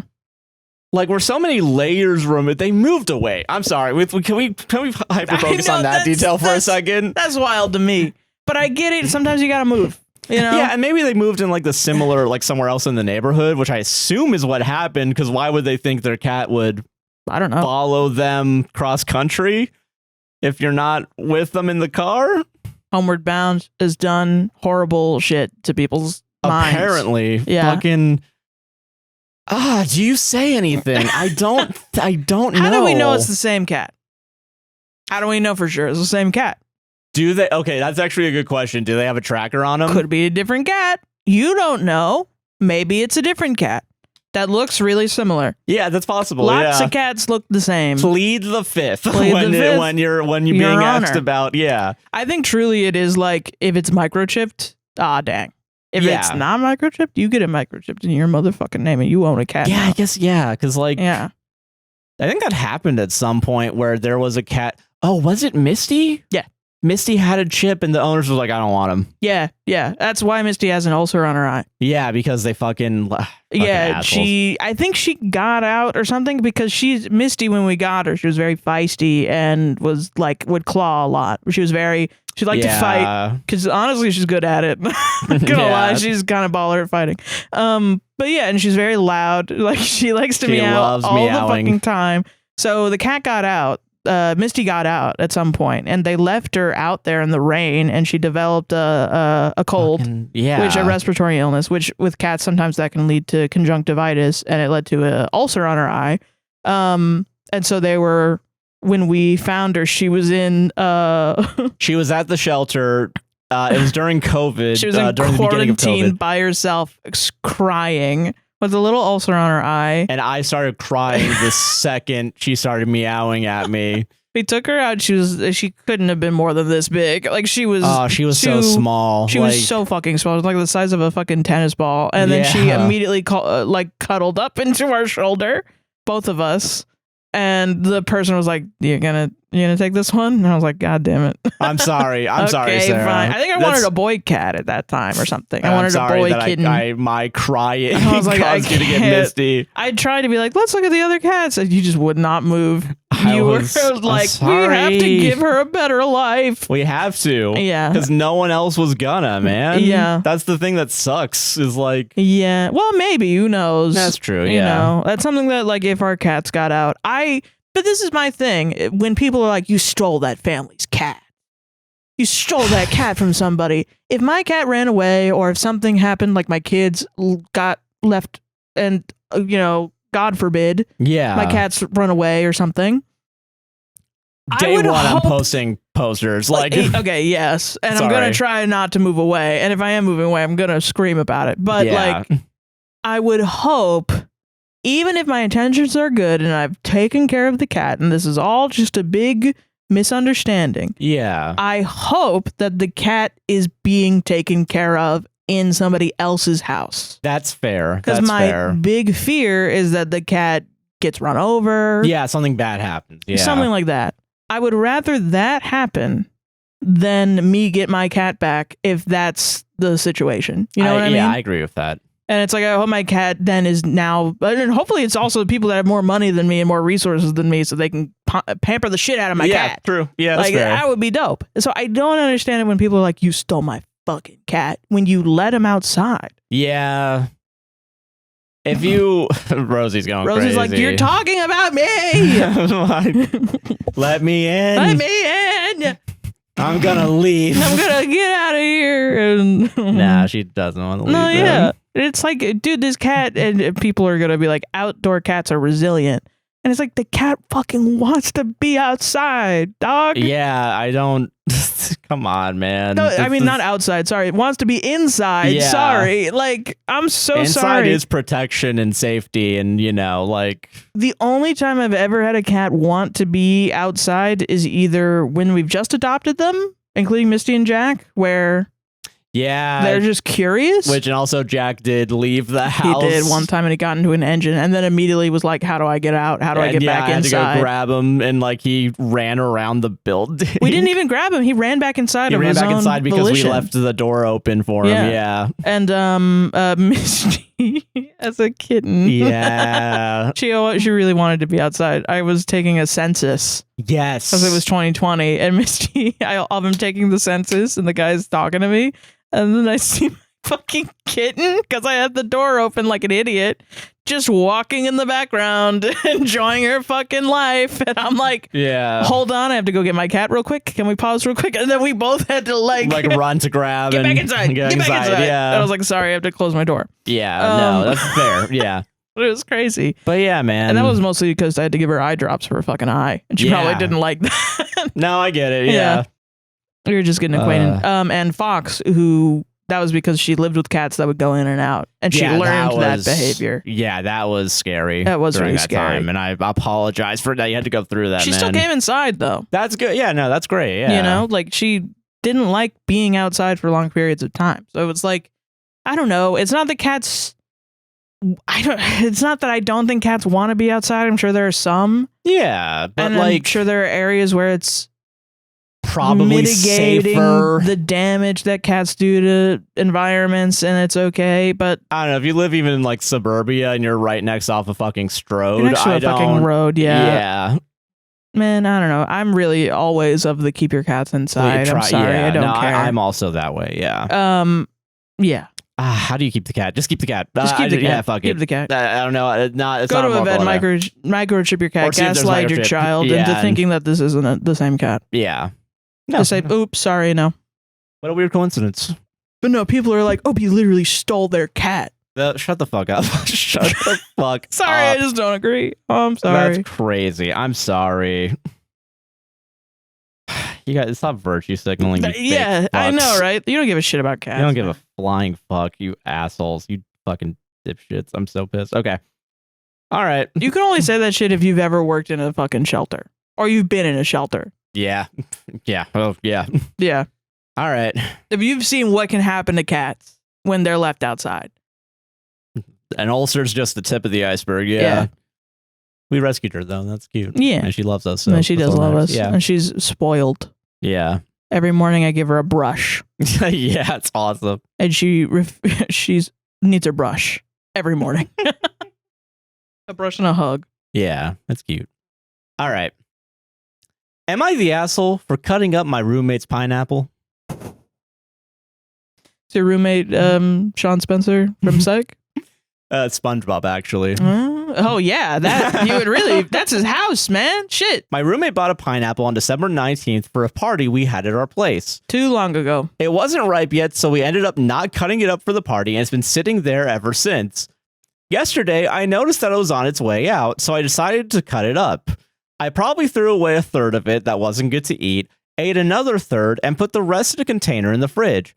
I meant to tell her, but totally forgot. This morning, she woke up and saw that the pineapple was gone and is upset with me about it. She has a history of leaving fruit and vegetables on the shelves until they go bad and just have to completely be thrown away. So I figured I'd save the pineapple while it still had some life left. Realistically, I should have asked about it before I did, but it didn't seem like a big deal. Had the roles been reversed, I would not give two shits about it. That's it. Okay. I mean, a little YTA for not asking and just assuming that she's going to leave it out to be. But I also get where you're coming from. Yeah, I agree with that too. I do think I would be worried about the food waste, you know. Yeah, but I think you're valid for that, man. And also, you know, I mean, you didn't eat the whole pineapple. Yeah, like I think you're doing a responsible thing. Yeah. Genuinely. And I think like really it's like on the percentage scale of YTA, you're like 1%. Yeah, like I think, yeah, like technically you'd be considered YTA, but I don't really get why she's that upset. That I need to know why. I'm more interested in what's going on. Did she like have a recipe? She needed like a, you know, like, and I don't really know much about pineapples either. She called the pineapple Angie. Oh. Yeah. YTA. You killed Angie, dude. No, but like pineapple had a name. It sucks every time you say Angie because now I'm thinking of Angie by the Rolling Stones. Oh, my bad. But fucking yeah, I don't know. It's like, do you need a old pineapple for a pineapple upside down cake or something like that? Yeah, because I know like bananas, like right, they can be used for banana bread. Yeah, right. If you just like threw out all my old bananas I was going to use for banana bread, I'd be like not mad. I'd be frustrated. I can understand that. But I'm not mad at you, really. I'm mad at the concept of I have to wait. This is why I don't buy fruit. I have to wait for the fruit to be the right temperature or what the fuck ever. Yeah. Fuck this. I hate fruit waiting. Is very, yeah, it's a very Why can't I buy fickle... bad bananas? Yeah. You know? Why can't I buy the bananas in the state that I want them to be in? Why are they always fucking green? Yeah, true. Sometimes I want to make banana bread. God damn it. And then it's like, oh, you got to do the fucking trick. The one trick that no one will tell you. The trick that no one will tell you about fucking bananas that 5 Minutes Crafts have just abused the shit out of. You know what I mean? Yeah, I get that. Yeah. It's like, I don't want to do the trick, man. Sometimes they do the trick for you when you buy them. Get that shit off of here, man. Yeah. No, I got to do that. That's an extra step. Yeah, I do think that's an extra step to banana bread that I don't want. Fair. Mitch Hedberg joke. Yeah. But yeah, no, I do think, yeah, just because you didn't ask. Although I'm willing to bet if you did ask, why would they say no? You know? Yeah. What are they getting out of having a pineapple on the counter? Visual appeal? Yeah, like what's the... Were they going to photograph it? They could have done that before. Yeah. Then just buy another pineapple. I don't know. Ask, and then NTA if they're like, that pineapple I was going to use for something, and then you buy them another pineapple. Yeah, that's fair. I think it's a good compromise. Buy another pineapple, yeah. They're like, that pineapple was my grandma's favorite pineapple. I'd just be like, what do you expect was going to happen then? I live in the reality that death comes for us all. And you live in something else. And you're pretending like your grandma's special. My grandma died yesterday. Well, get the fuck over it. Because tomorrow we're going to have to live again. Yeah. Okay? Do you have my back in the zombie apocalypse or fucking not? Meanwhile, you have the Tupperware open, eating the pineapple you just cut. Eating their portion of pineapple. You did leave some for them, though. So, and you know, it's nice. Technically, because you threw away a third. Yeah. But it's that third that had the gold in it, Sarah. That gold, that rotten pineapple gold. Hawaiian gold in it. Yeah. Okay. They're not native, you know? Fuck. You didn't know? I forgot. I think you have told me this before. Yeah. And my dumb white ass was like... No, yeah, Dole is like crazy. Yeah, thanks, Dole. For the colonization's wild. But yeah, no, a simple one, you know? Yeah. Simple mid one, YTA, you know? What do you think of this joke? I thought the upside down pineapple was a symbol of you really like colonization. Yeah, that's what that was. Yeah, it's that's definitely what not. I thought. It's definitely not. I thought this was the colonization club. I didn't Then everyone started fucking each other. I was like, whoa, what the hell? Yeah. That's what we're doing here? Shit. Why do single dudes have to pay $20 million when couples only have to pay 10 to go to the the colonization club? I mean, I guess a lot of white dudes love colonizing, so you gotta thin out the herd, but like I didn't know why they're all like 70 plus. That's strange. Weird, yeah. I guess it makes sense. We're right next to the villages, yeah. We do have an octogenarian oligarchy, and, so I guess that makes total sense, You just expect more variance. A little bit, yeah. Where's the Zoran Mamdani of the colonization? Yeah. I can see the Zoran Mamdani of fucking, but I mean, but that's not what I came here for. I mean, no wonder they were so excited when I asked if I could join. And they were like, oh, wow, really? Huh, damn. They were very charismatic. Yeah, ladies got in for free. That was crazy. That's so very wild. progressive. Yeah. I don't know why you need my car keys. I guess we're going to be binge drinking tonight. Yeah, all right. So, yeah. Anyway, Solved it. I'm carrying a big stick, if you know what I mean. I'm carrying a big upside down pineapple, if you know what I mean. Speak calmly, hold that stick, baby.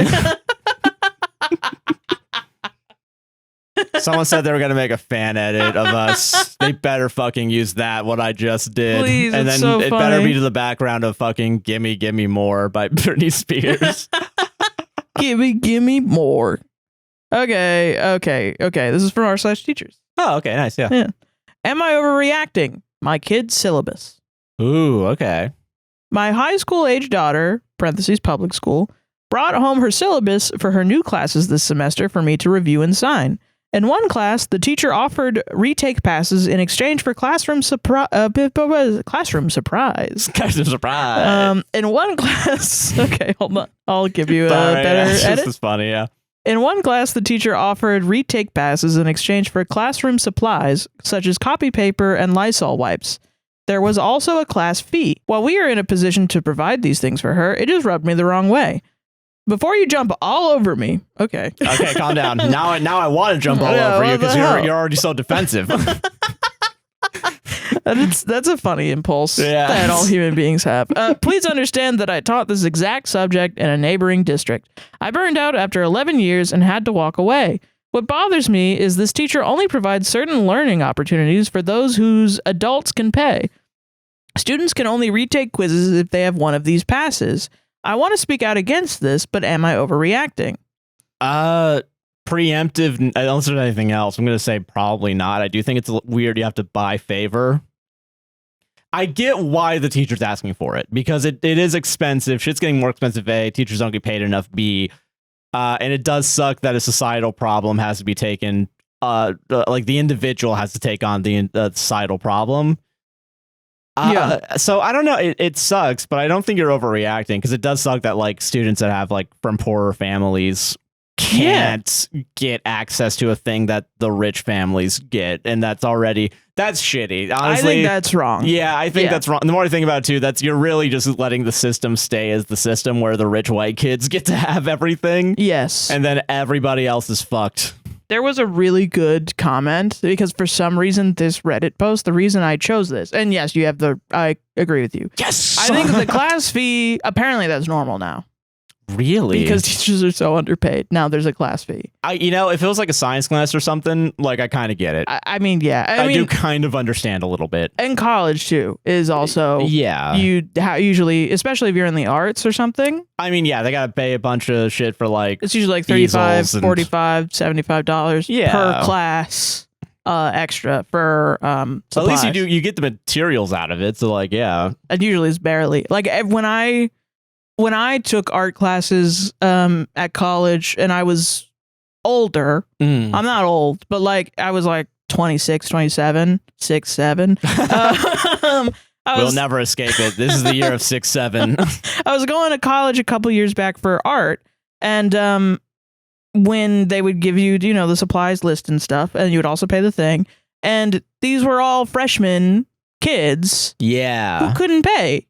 Yeah. And they were all dealing with all this stuff, and they have to do gen eds too. So it's like they have to get the laptop and the whatever. Yeah. And they got to pay the T81 dorm whatever thing, and you have to buy the oh my god, the notebook things for taking tests sometimes. Oh yeah, I think I know what you're talking about. Yeah, The like the folder things. Yeah. Sometimes you have to do that. Or like that little. I don't know if you were ever in a class where, it's like 200 plus people or something in a stadium, and then you have like a clicker. Like and then you have to. It's for like a stupid fucking Kahoot. And it's like $200 to get this clicker thing. Yeah. It's fucking dumb. Textbooks. Textbook, yeah. They got to do all this shit, right? And then you take an art class just because that's your major. You got to pay all this extra shit. And on top of a fee, and the teacher's supposed to provide shit for like some materials $35 at least, yeah. And it's like not enough for the entire class. Oh, for sure, yeah. So when I took it, there was like we had graph paper because we would be tracing, because it wasn't a drawing class, it was a design class. Oh, okay, makes sense. Yeah. So you would make your design, and then you'd trace it, and then you would complete your piece. Yeah. And he was like, "This is you only get one per person." That's how bad it was. And I was like, "Fuck that." You know, I'm not surprised, because I'm assuming it's the same. It's Valencia we're talking about right now. No, it was UCF. No way. Because Valencia, I remember, because I was in film club. You Guys had a lot of stuff. We did, thankfully, but we had to keep proving our worth and like our potential. That's because Steven Spielberg did the whole thing, though. Yeah, that's true. But also, like, part of it though is like the teacher was like, yeah, every year they keep charging more, but somehow there's less money to go around for everybody. So like, I assume that there's probably also a bit of like, it's going somewhere. I don't know. Going somewhere, someone's pocket. Yeah, and similar. It's like, that's why learning that the UCF football team has a lazy river that only they can swim in is like fucking crazy. We can't even afford graphite paper. Yeah. So I went and I just bought a bunch and I gave it to everybody. Oh, that's and I nice. became the like art mom. Here, everybody, you want some supplies? Here you go. Oh, that's nice. Because I had a full-time job at that point. Yeah. I was going to buy it anyway because I'm going to use more. Yeah. Like, where can I buy it? I'm going to go buy more, and I'm going to give it to everyone. Let's go. Come on. What the hell? No, I'm going to fuck up. What do you mean? I'm not going to tell all these people that they're going to, Yeah. And that's why I have a bunch of paper behind me that Rosie eats all the fucking time. That makes sense. Now I understand. Yep. Now I get it. Okay, so I'm trying to find this comment because it's so funny. Okay, yeah. But yeah, no, man. It's, God, man. It really does suck that for sure the next 3 years, this problem's also just going to get fucking worse. Yeah, I think it's crazy. God, it just sucks. I mean, that's doomerish real quick. I think there's a way. I think community outreach is probably good. Yeah. It does suck that it's on the individual, but like, I don't know. I think this is a reason to think about community building, you know? God, I think he deleted his shit. I'm so mad. No, really? Well, there's some people in the top, which I think is really funny. But okay, so for some reason, pull yourself up by your bootstraps ass people have commandeered the post. What? I don't know. I don't even think they're teachers. I think they're just people. Did it just get on like r/all? Maybe. And then I have no clue. r/conservative was like, oh, hell yeah. It's time to fucking go, dude. Okay. Fuck the pores. What the hell? Hold on. I'm sorry. No, you're good. Don't worry. For No. some reason. Okay, here we go. Yeah. Okay, the top comment. The class fee might be legit. Many districts don't provide teachers with paper for the entire year. That should be levied and collected by the school, not the teacher of the class. The retakes in exchange for classroom supplies is not okay. Yeah, no, I can understand that. I understand the class fee probably being legitimate if it went through the school. Yeah. And then the comment below is, as a teacher, I'm literally not allowed to handle money from kids unless approved by the associate student body and activities director. Yeah, because like when you have to do fundraisers and stuff, you have to like go through a bunch of red tape. That's what true. I remember. Yeah. I would never even think to collect money directly from kids for supplies. That's how you get accused of impropriety. And then people are saying agreed. And someone's like, yes, it's literally a crime where I live. So I don't know what the heck y'all are debating. And someone was like, it may not be a crime. And that person said, then OP should post their location.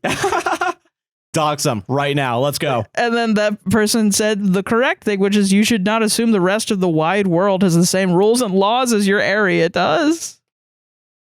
That is true. That is true. There's a big wide world out here. Fucking, why are people saying pull yourselves up by your... God damn, man. Yeah, that's definitely not teachers saying that. I assume if it is teachers, it's like 10% of teachers, I think. Because I feel like a lot of the teachers I had growing up, relatively sane. I did have one teacher that was like a staunch Republican. Yeah, that's wild. And he was like, oh, he was so fucking annoying. I can't find it, but I'm so pissed because it was so good. It was essentially like somebody in the comments was saying that this is how the entire world works from now on. That the rich kids get the retakes and the poor kids don't. So the teacher is fine with it because... Okay, I'm sorry. I feel like I'm not being present and responding, but no, it's okay. I'm trying to remember what the comment said. It was something like, this is how the world works, where the rich people get to have the more opportunities and the poor kids don't. And it's okay for the teacher to do this because it's teaching the kids this for the real world. And that's what school should do. Okay, Jeff Bezos, what the fuck are you talking about? And like literally his like little Reddit snoo figurine had like a coiffed haircut and like a fucking businessman so suit. he's like some sort of like crypto and I think it got fucking guy. removed because I don't think he's a fucking teacher anyway. Yeah, I think he just shit. found this and he was just like one guy against a bunch of teachers trying to argue with like Jeff fucking Bezos. Light. And I thought it was so fucking funny. That's like, crazy. Why are you here? Oh my god! But I can't find him anymore. I think they deleted him. Dude, go fuck yourself. If you're like your normalcy ass fucking argument of this is how the world works, therefore this is super fine. Yeah, I do think it's strange. It's just strange. It's just bad. I don't disagree with the fee. I just Yeah, and I don't disagree that it's a fact that if you have more money in this world, you get more opportunities. That's not how the world should necessarily be. Especially if we're deciding. No, that's not what I agree with. I don't disagree with a fee for a teacher. No, like I don't disagree with that. Fee. I think have a fee. Yeah. Sorry, you go ahead. No, sorry. Yeah, no. The fee is whatever. The buying favor is crazy. That is crazy. That's weird. I think. And I do think like the guy is saying that the real world is like that, and I agree that the real world is like that. However, I don't agree that we should put it on kids, and I also don't agree that the real world should be like that. Yeah, it's why were you? It's fucking dumb. It's just it's really dumb. Jesus, man. I hate the concept of this is how it's been, so gotta keep it. Yeah. Gotta keep it going. Yeah. Stupid, man. I feel like I bungled that by looking for the comments and not saving the comments, but shit, man. Next time that happens, I'm gonna take a screenshot, I think. No, that's fair, yeah. But yeah, I don't know. I was just like, fucking I hate this mentality. It's like this is supposed to ready you for work only, and there's no extra knowledge that you're going to get in school, and we should mitigate that. And no wonder the guy's not a fucking teacher then. Shit. Yeah. No, yeah, the guy shouldn't be a teacher. I agree with that. Yeah, sorry. It's late in the podcast, it is man. Late. It's 11 o'clock and I want to eat pizza. We're losing our luster. I got 40 minutes to do this last story. That's fine. That's pretty fine.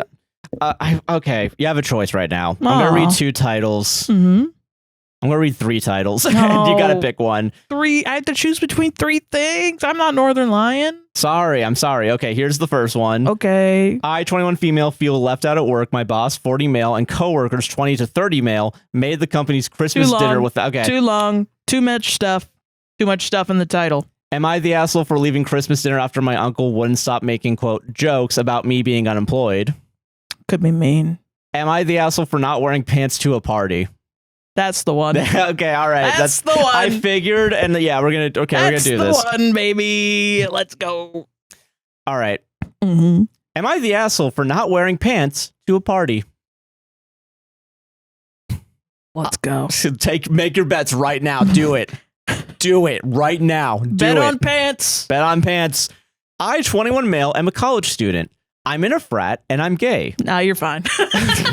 It's not a conservative group. No one has ever given me shit for it, but I'm the only one. Every year, my college has a day party to celebrate the end of finals. I didn't pick the theme. It's, quote, split a suit. Basically, take a component of your suit and you have to divide that amongst you and your other date. I saw the writing on the wall, a lot of guys being shirtless with blazers and suit pants, and a lot of girls in oversized dress shirts and ties with no pants. So basically, you wear one thing, but the date can't wear that. Okay. You guys are fucking weird at frats. Can they also wear clothes? Like, are the women wearing? I don't know. Skirts? I assume. Or are they just wearing underwear and nothing? Because then that feels a bit like a motherfucking chestnut party a little bit. Know what I mean? The chestnut party. Oh, it's like an old British, they would have a chestnut party or something where you would walk around and you wouldn't wear underwear. Oh. And you would wear like big long skirts or something. And the women would have their hands tied behind their back and they would bend over and pick up the chestnuts with their mouth off the ground. And then men would fuck them. And it's like a bunch of people in a room doing that. Man, it's like things change, they stay the same. Yeah, Jesus, fuck. The kings would do that shit. It'd be like, we're having a chestnut party, or like an apple party, or like a cherry party, or something like that. I guess the oversized dress shirts are supposed to be the entire outfit. I assume they're wearing. It's like not said. I bet that everyone's wearing underwear. I think everyone's wearing underwear. I mean, yeah. I'll assume. Yeah. I mean, but I don't know if that even makes it better. They're not wearing pants. Okay, it's important for the post. Yes, yeah. Are other people wearing pants? Is everyone else in the room wearing pants and you're not wearing pants? Well, the women aren't wearing pants. Women are not wearing pants. They're mad at you for not wearing pants. A lot of guys being shirtless with blazers and suit pants, and a lot of girls in oversized dress shirts and ties with no pants. I think you've shown the artifice of this gendered party. Yeah. And they're mad about that, and you can't be hanged for that. They'll try, but they're fucking wrong, and you're Joan of Arc. Is all I'm saying. Okay. All right, let's continue. I'm a fucking ally. Virtue signaling. Fuck. Okay, go ahead. Sorry. Virtue signaling. Just pointing at your flag. Right. The issue was that it didn't apply to me. I ended up asking a guy from my class I've been casually talking to as a first-time hanging out situation. Don't worry, he's gay too. I'm not delusional.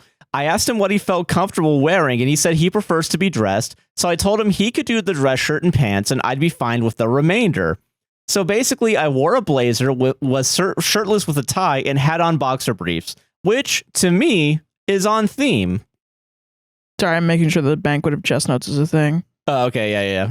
Oh my god, the banquet of chestnuts, sometimes ballet of chestnuts, festival of chestnuts, or joust of whores. Joust of whores. Whores was a supper purportedly held by the Papal Palace in Rome. By the Pope? Held by the Pope? Hosted by former Cardinal Cesare Borgia, son of Pope Alexander VI, on 31st of October, 1501. Okay. So I might have gotten some of the parts wrong. I thought it was a king. It's the fucking Pope. It's the God's Pope. king. Yeah. Jesus Christ. Okay, the king of God and Christianity. Sorry, go ahead. I'm more interested in other shit than I'm going to reread the last paragraph to make it easier for me to edit later. To a gay man that is supposed to be their brother. Yeah. But go ahead. Okay. Yeah. The issue was that didn't apply to me. I ended up asking a guy from my class I've been casually talking to as a first-time hanging out situation. Don't worry, he's gay too. I'm not delusional. I asked him what he felt comfortable wearing, and he said he prefers to be dressed. So I told him he could do the dress shirt and pants, and I'd be fine with the remainder. So basically, I wore a blazer, was shirtless with a tie, and had on boxer briefs, which, to me, is on theme. That's not that bad. None of the guys had an issue, but a friend's girlfriend came up to me and said that it was inappropriate and I was making the girls uncomfortable. I felt embarrassed, so my date and I left. My date said I had misled him about what the party would be like, and I was an asshole for not dressing appropriately. Now I feel like a jerk. Am I the asshole? Okay. Listening to all of it, I did think that the guys are going to be homophobic and like, dude, put some pants on, bro. What the fuck? Yeah, no, I think that is. And that's my judgment. Yeah, and I'm sorry. Okay. I do think you misled your partner a little bit. I kind of agree with that because I do think it's okay. Because if I rocked up and everybody's not wearing pants and I'm wearing pants, I'm gonna be freaking the fuck out. I'm gonna be freaking the fuck out, dog.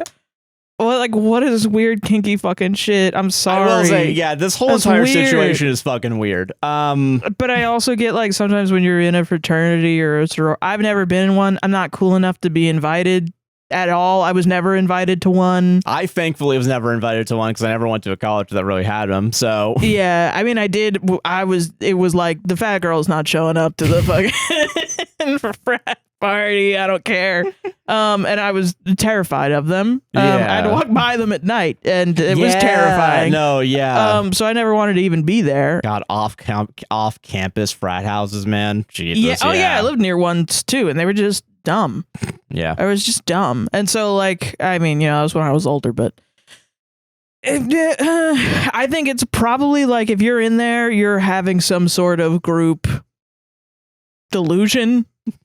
I don't know how to describe it. I do agree, though. Like, you probably are just like, this is normal. This is frat stuff. Well, yeah, because, like, and I feel like with frat specifically, too, where, like, only within the past 10 years have people outwardly been like, you know, hazing might be bad, actually. It's weird, isn't it? Huh? Yeah, that's kind of weird. It's so weird that we haze people this way and make them run around naked and, like, bully them and shit, and then they kill themselves. That's so weird. I don't see the connection here. What's up with that? How do we stop people from guys?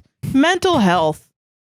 But anyway, there's dog shit on the ground. Lick it, newbie. Eat it, newbie. One more week and then I'll treat you like a person. Yeah, like that's fucked, man. Yeah, it's weird, man. I don't know. I guess it's not like as bad as before, maybe. Maybe, but like it's still weird. Yeah. Why? What? Why? Why are you cops? Why y'all weird? Why y'all weird? I get we're two nerds we've never been, but like. Also, kind of happy I haven't. Like, I do feel like I'm not missing out on much. I want to be at a party where everybody doesn't wear pants.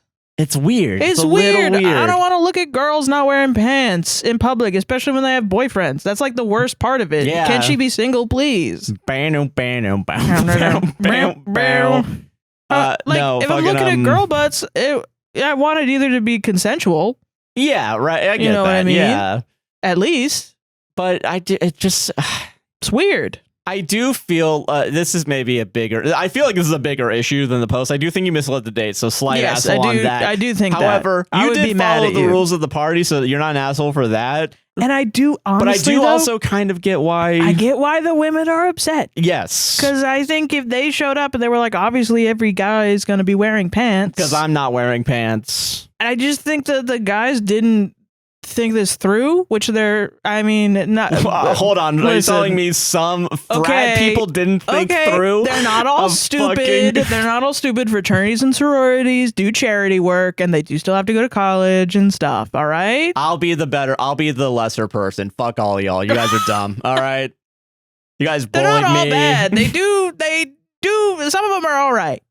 There's like music fraternities and shit, man. I hope tomorrow a news article comes out that we every have a UCF kid and it's a boy and he wants to join a fraternity, you're gonna have to get over that shit. No, I'm saying no, dude. Fucking, are you crazy? I raised my son wrong. If he says I'm going to a fucking frat.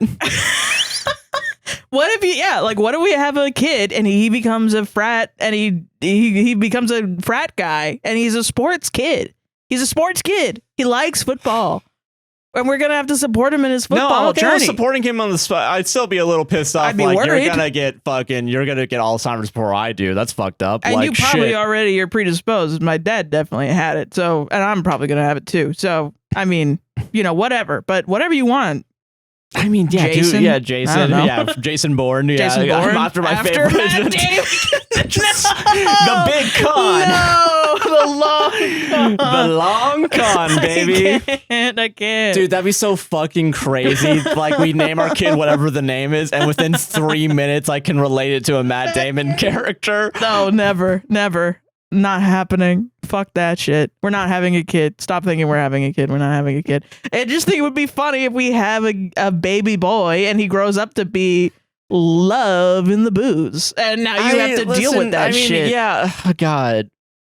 It's like not a creative at all. All right. I'm not fully a sports kid. I'm not going to toot my own horn, man. I think my family does know how to raise a kid. I think my sister would tell me how to raise a kid to not be... I don't know. I think of like the Brennan Lee Mulligan, like his mom told him like, hey, listen, you're going to be around drugs. Here's what all of them do. Yeah. Make a decision about whether or not you want to do it. But there are downsides even to like shit that isn't necessarily harmful, quote unquote. Yeah. Yeah. So I think that I would be that way too. And yeah, I think if I'm not gonna be like a chill parent, but I'm gonna be like a as honest as I can be parent. Yeah, like I want them to feel like they can talk to me about stuff. And I think that's kind of where I'm at. So if they come up to me saying they want to be in a frat, I'm gonna be like, okay, I don't necessarily know how they are now. Yeah. Back in my day, this is how they were. They would do a lot of punishments right up front. Yeah. And that's how you would prove your loyalty. Yeah. Which is a little weird in my opinion. I think it would be funny. I think it's funny thinking about this now because for sure, if it did happen, you're for sure going to be like your dad where you're just like, we'll see how that goes. That is honestly, though. Yeah, after 1 week. Yeah, sure. Mm-hmm. Okay. Honestly, straight up, I think I would do the first part of like, here's what's happening. And then he'd be like, I still want to go. I want to try out. And then I'd be like, okay. All right, yeah. Sure. Fuck you. All right. Yeah. No, fuck you, kid. Fuck you then. I guess I don't know shit. I don't know. I guess I'm an asshole for being older than you. I don't know. That's crazy. That's crazy because if I wasn't real, you wouldn't fucking be here. So, like, dude, insane. Just going crazy over I have no son. Oh, man. Dude, the son of the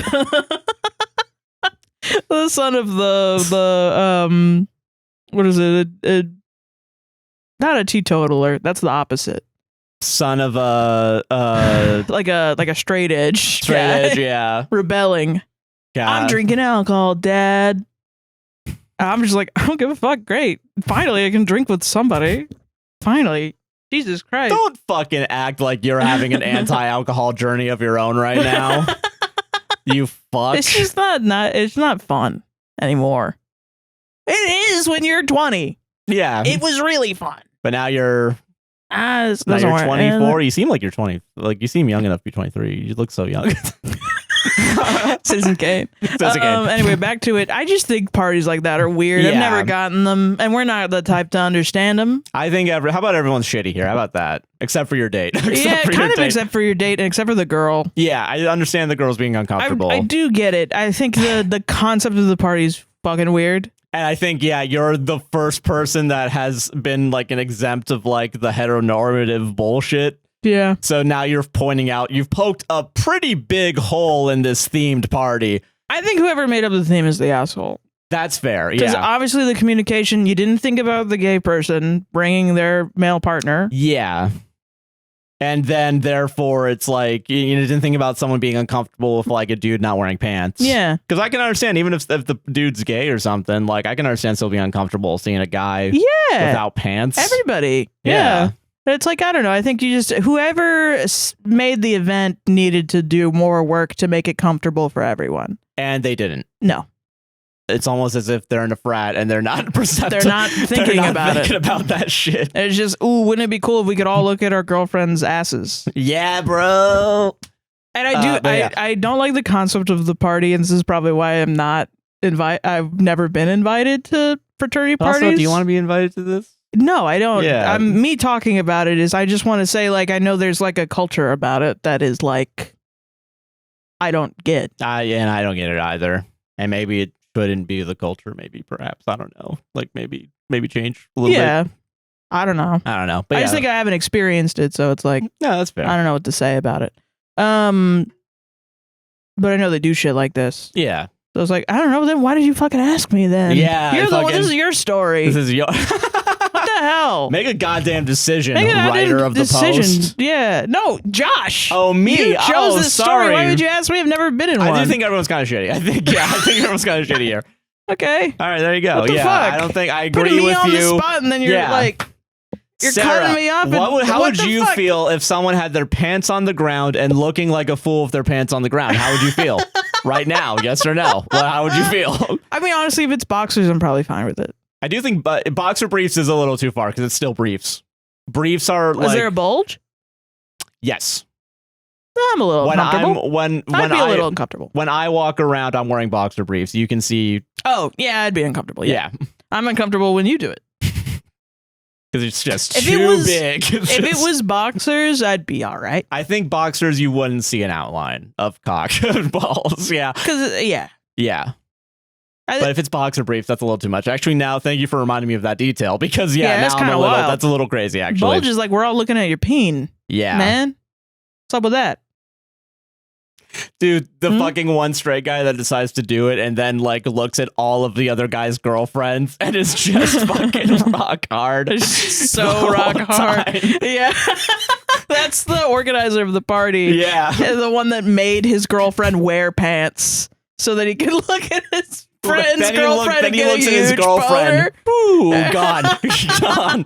Immediately. What the fuck, Jerry? Jerry's a dick, man. Hell? Seinfeld is a Jerry asshole. Seinfeld is such an asshole. We're delirious. We have to move on. Yeah, and I'm tired. That's our show, dude. That's Sarah. just a weird situation. I don't know what to say about That's fair. Sarah, that's our show, baby. Yeah. What do you want to plug? Go subscribe to APWSTR Gaming. I'm streaming games on there every Monday from 2 p.m. to 6 p.m. You better show up and you better be nice in my chat. Goddamn right, yeah. Be polite to each other in my chat. What the fuck?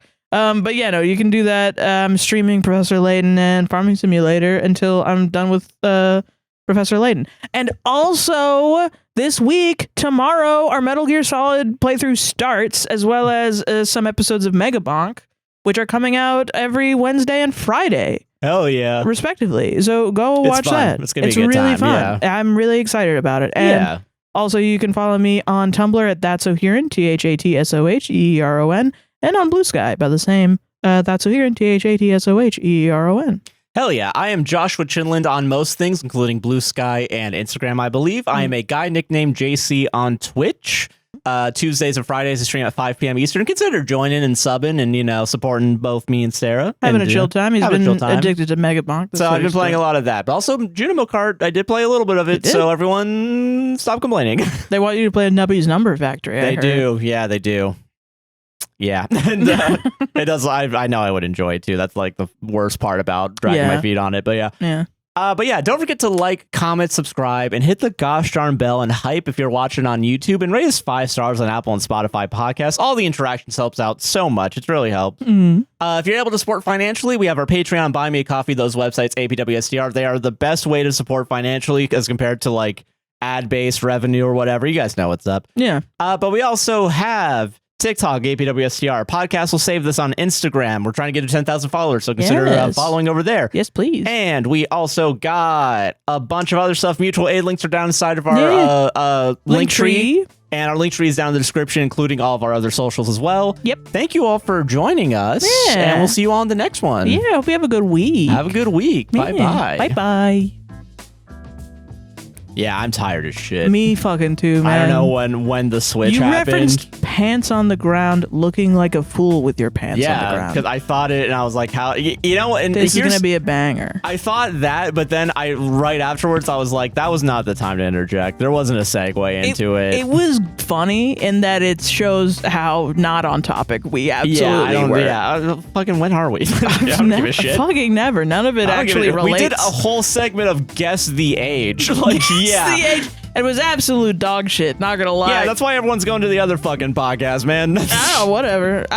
Send the judges my love, send Reddit on Wiki my love, and that's it. Fair enough. And maybe Dusty Thunder. Maybe Dusty. He's nice. We talked to him once. Yeah, he said, he understands that my sister had a baby, and I've been using that as an excuse to not talk to him. The baby's almost 2 now. Just came out. I'm still getting used to it. Came out. Dude, new baby just dropped. New baby.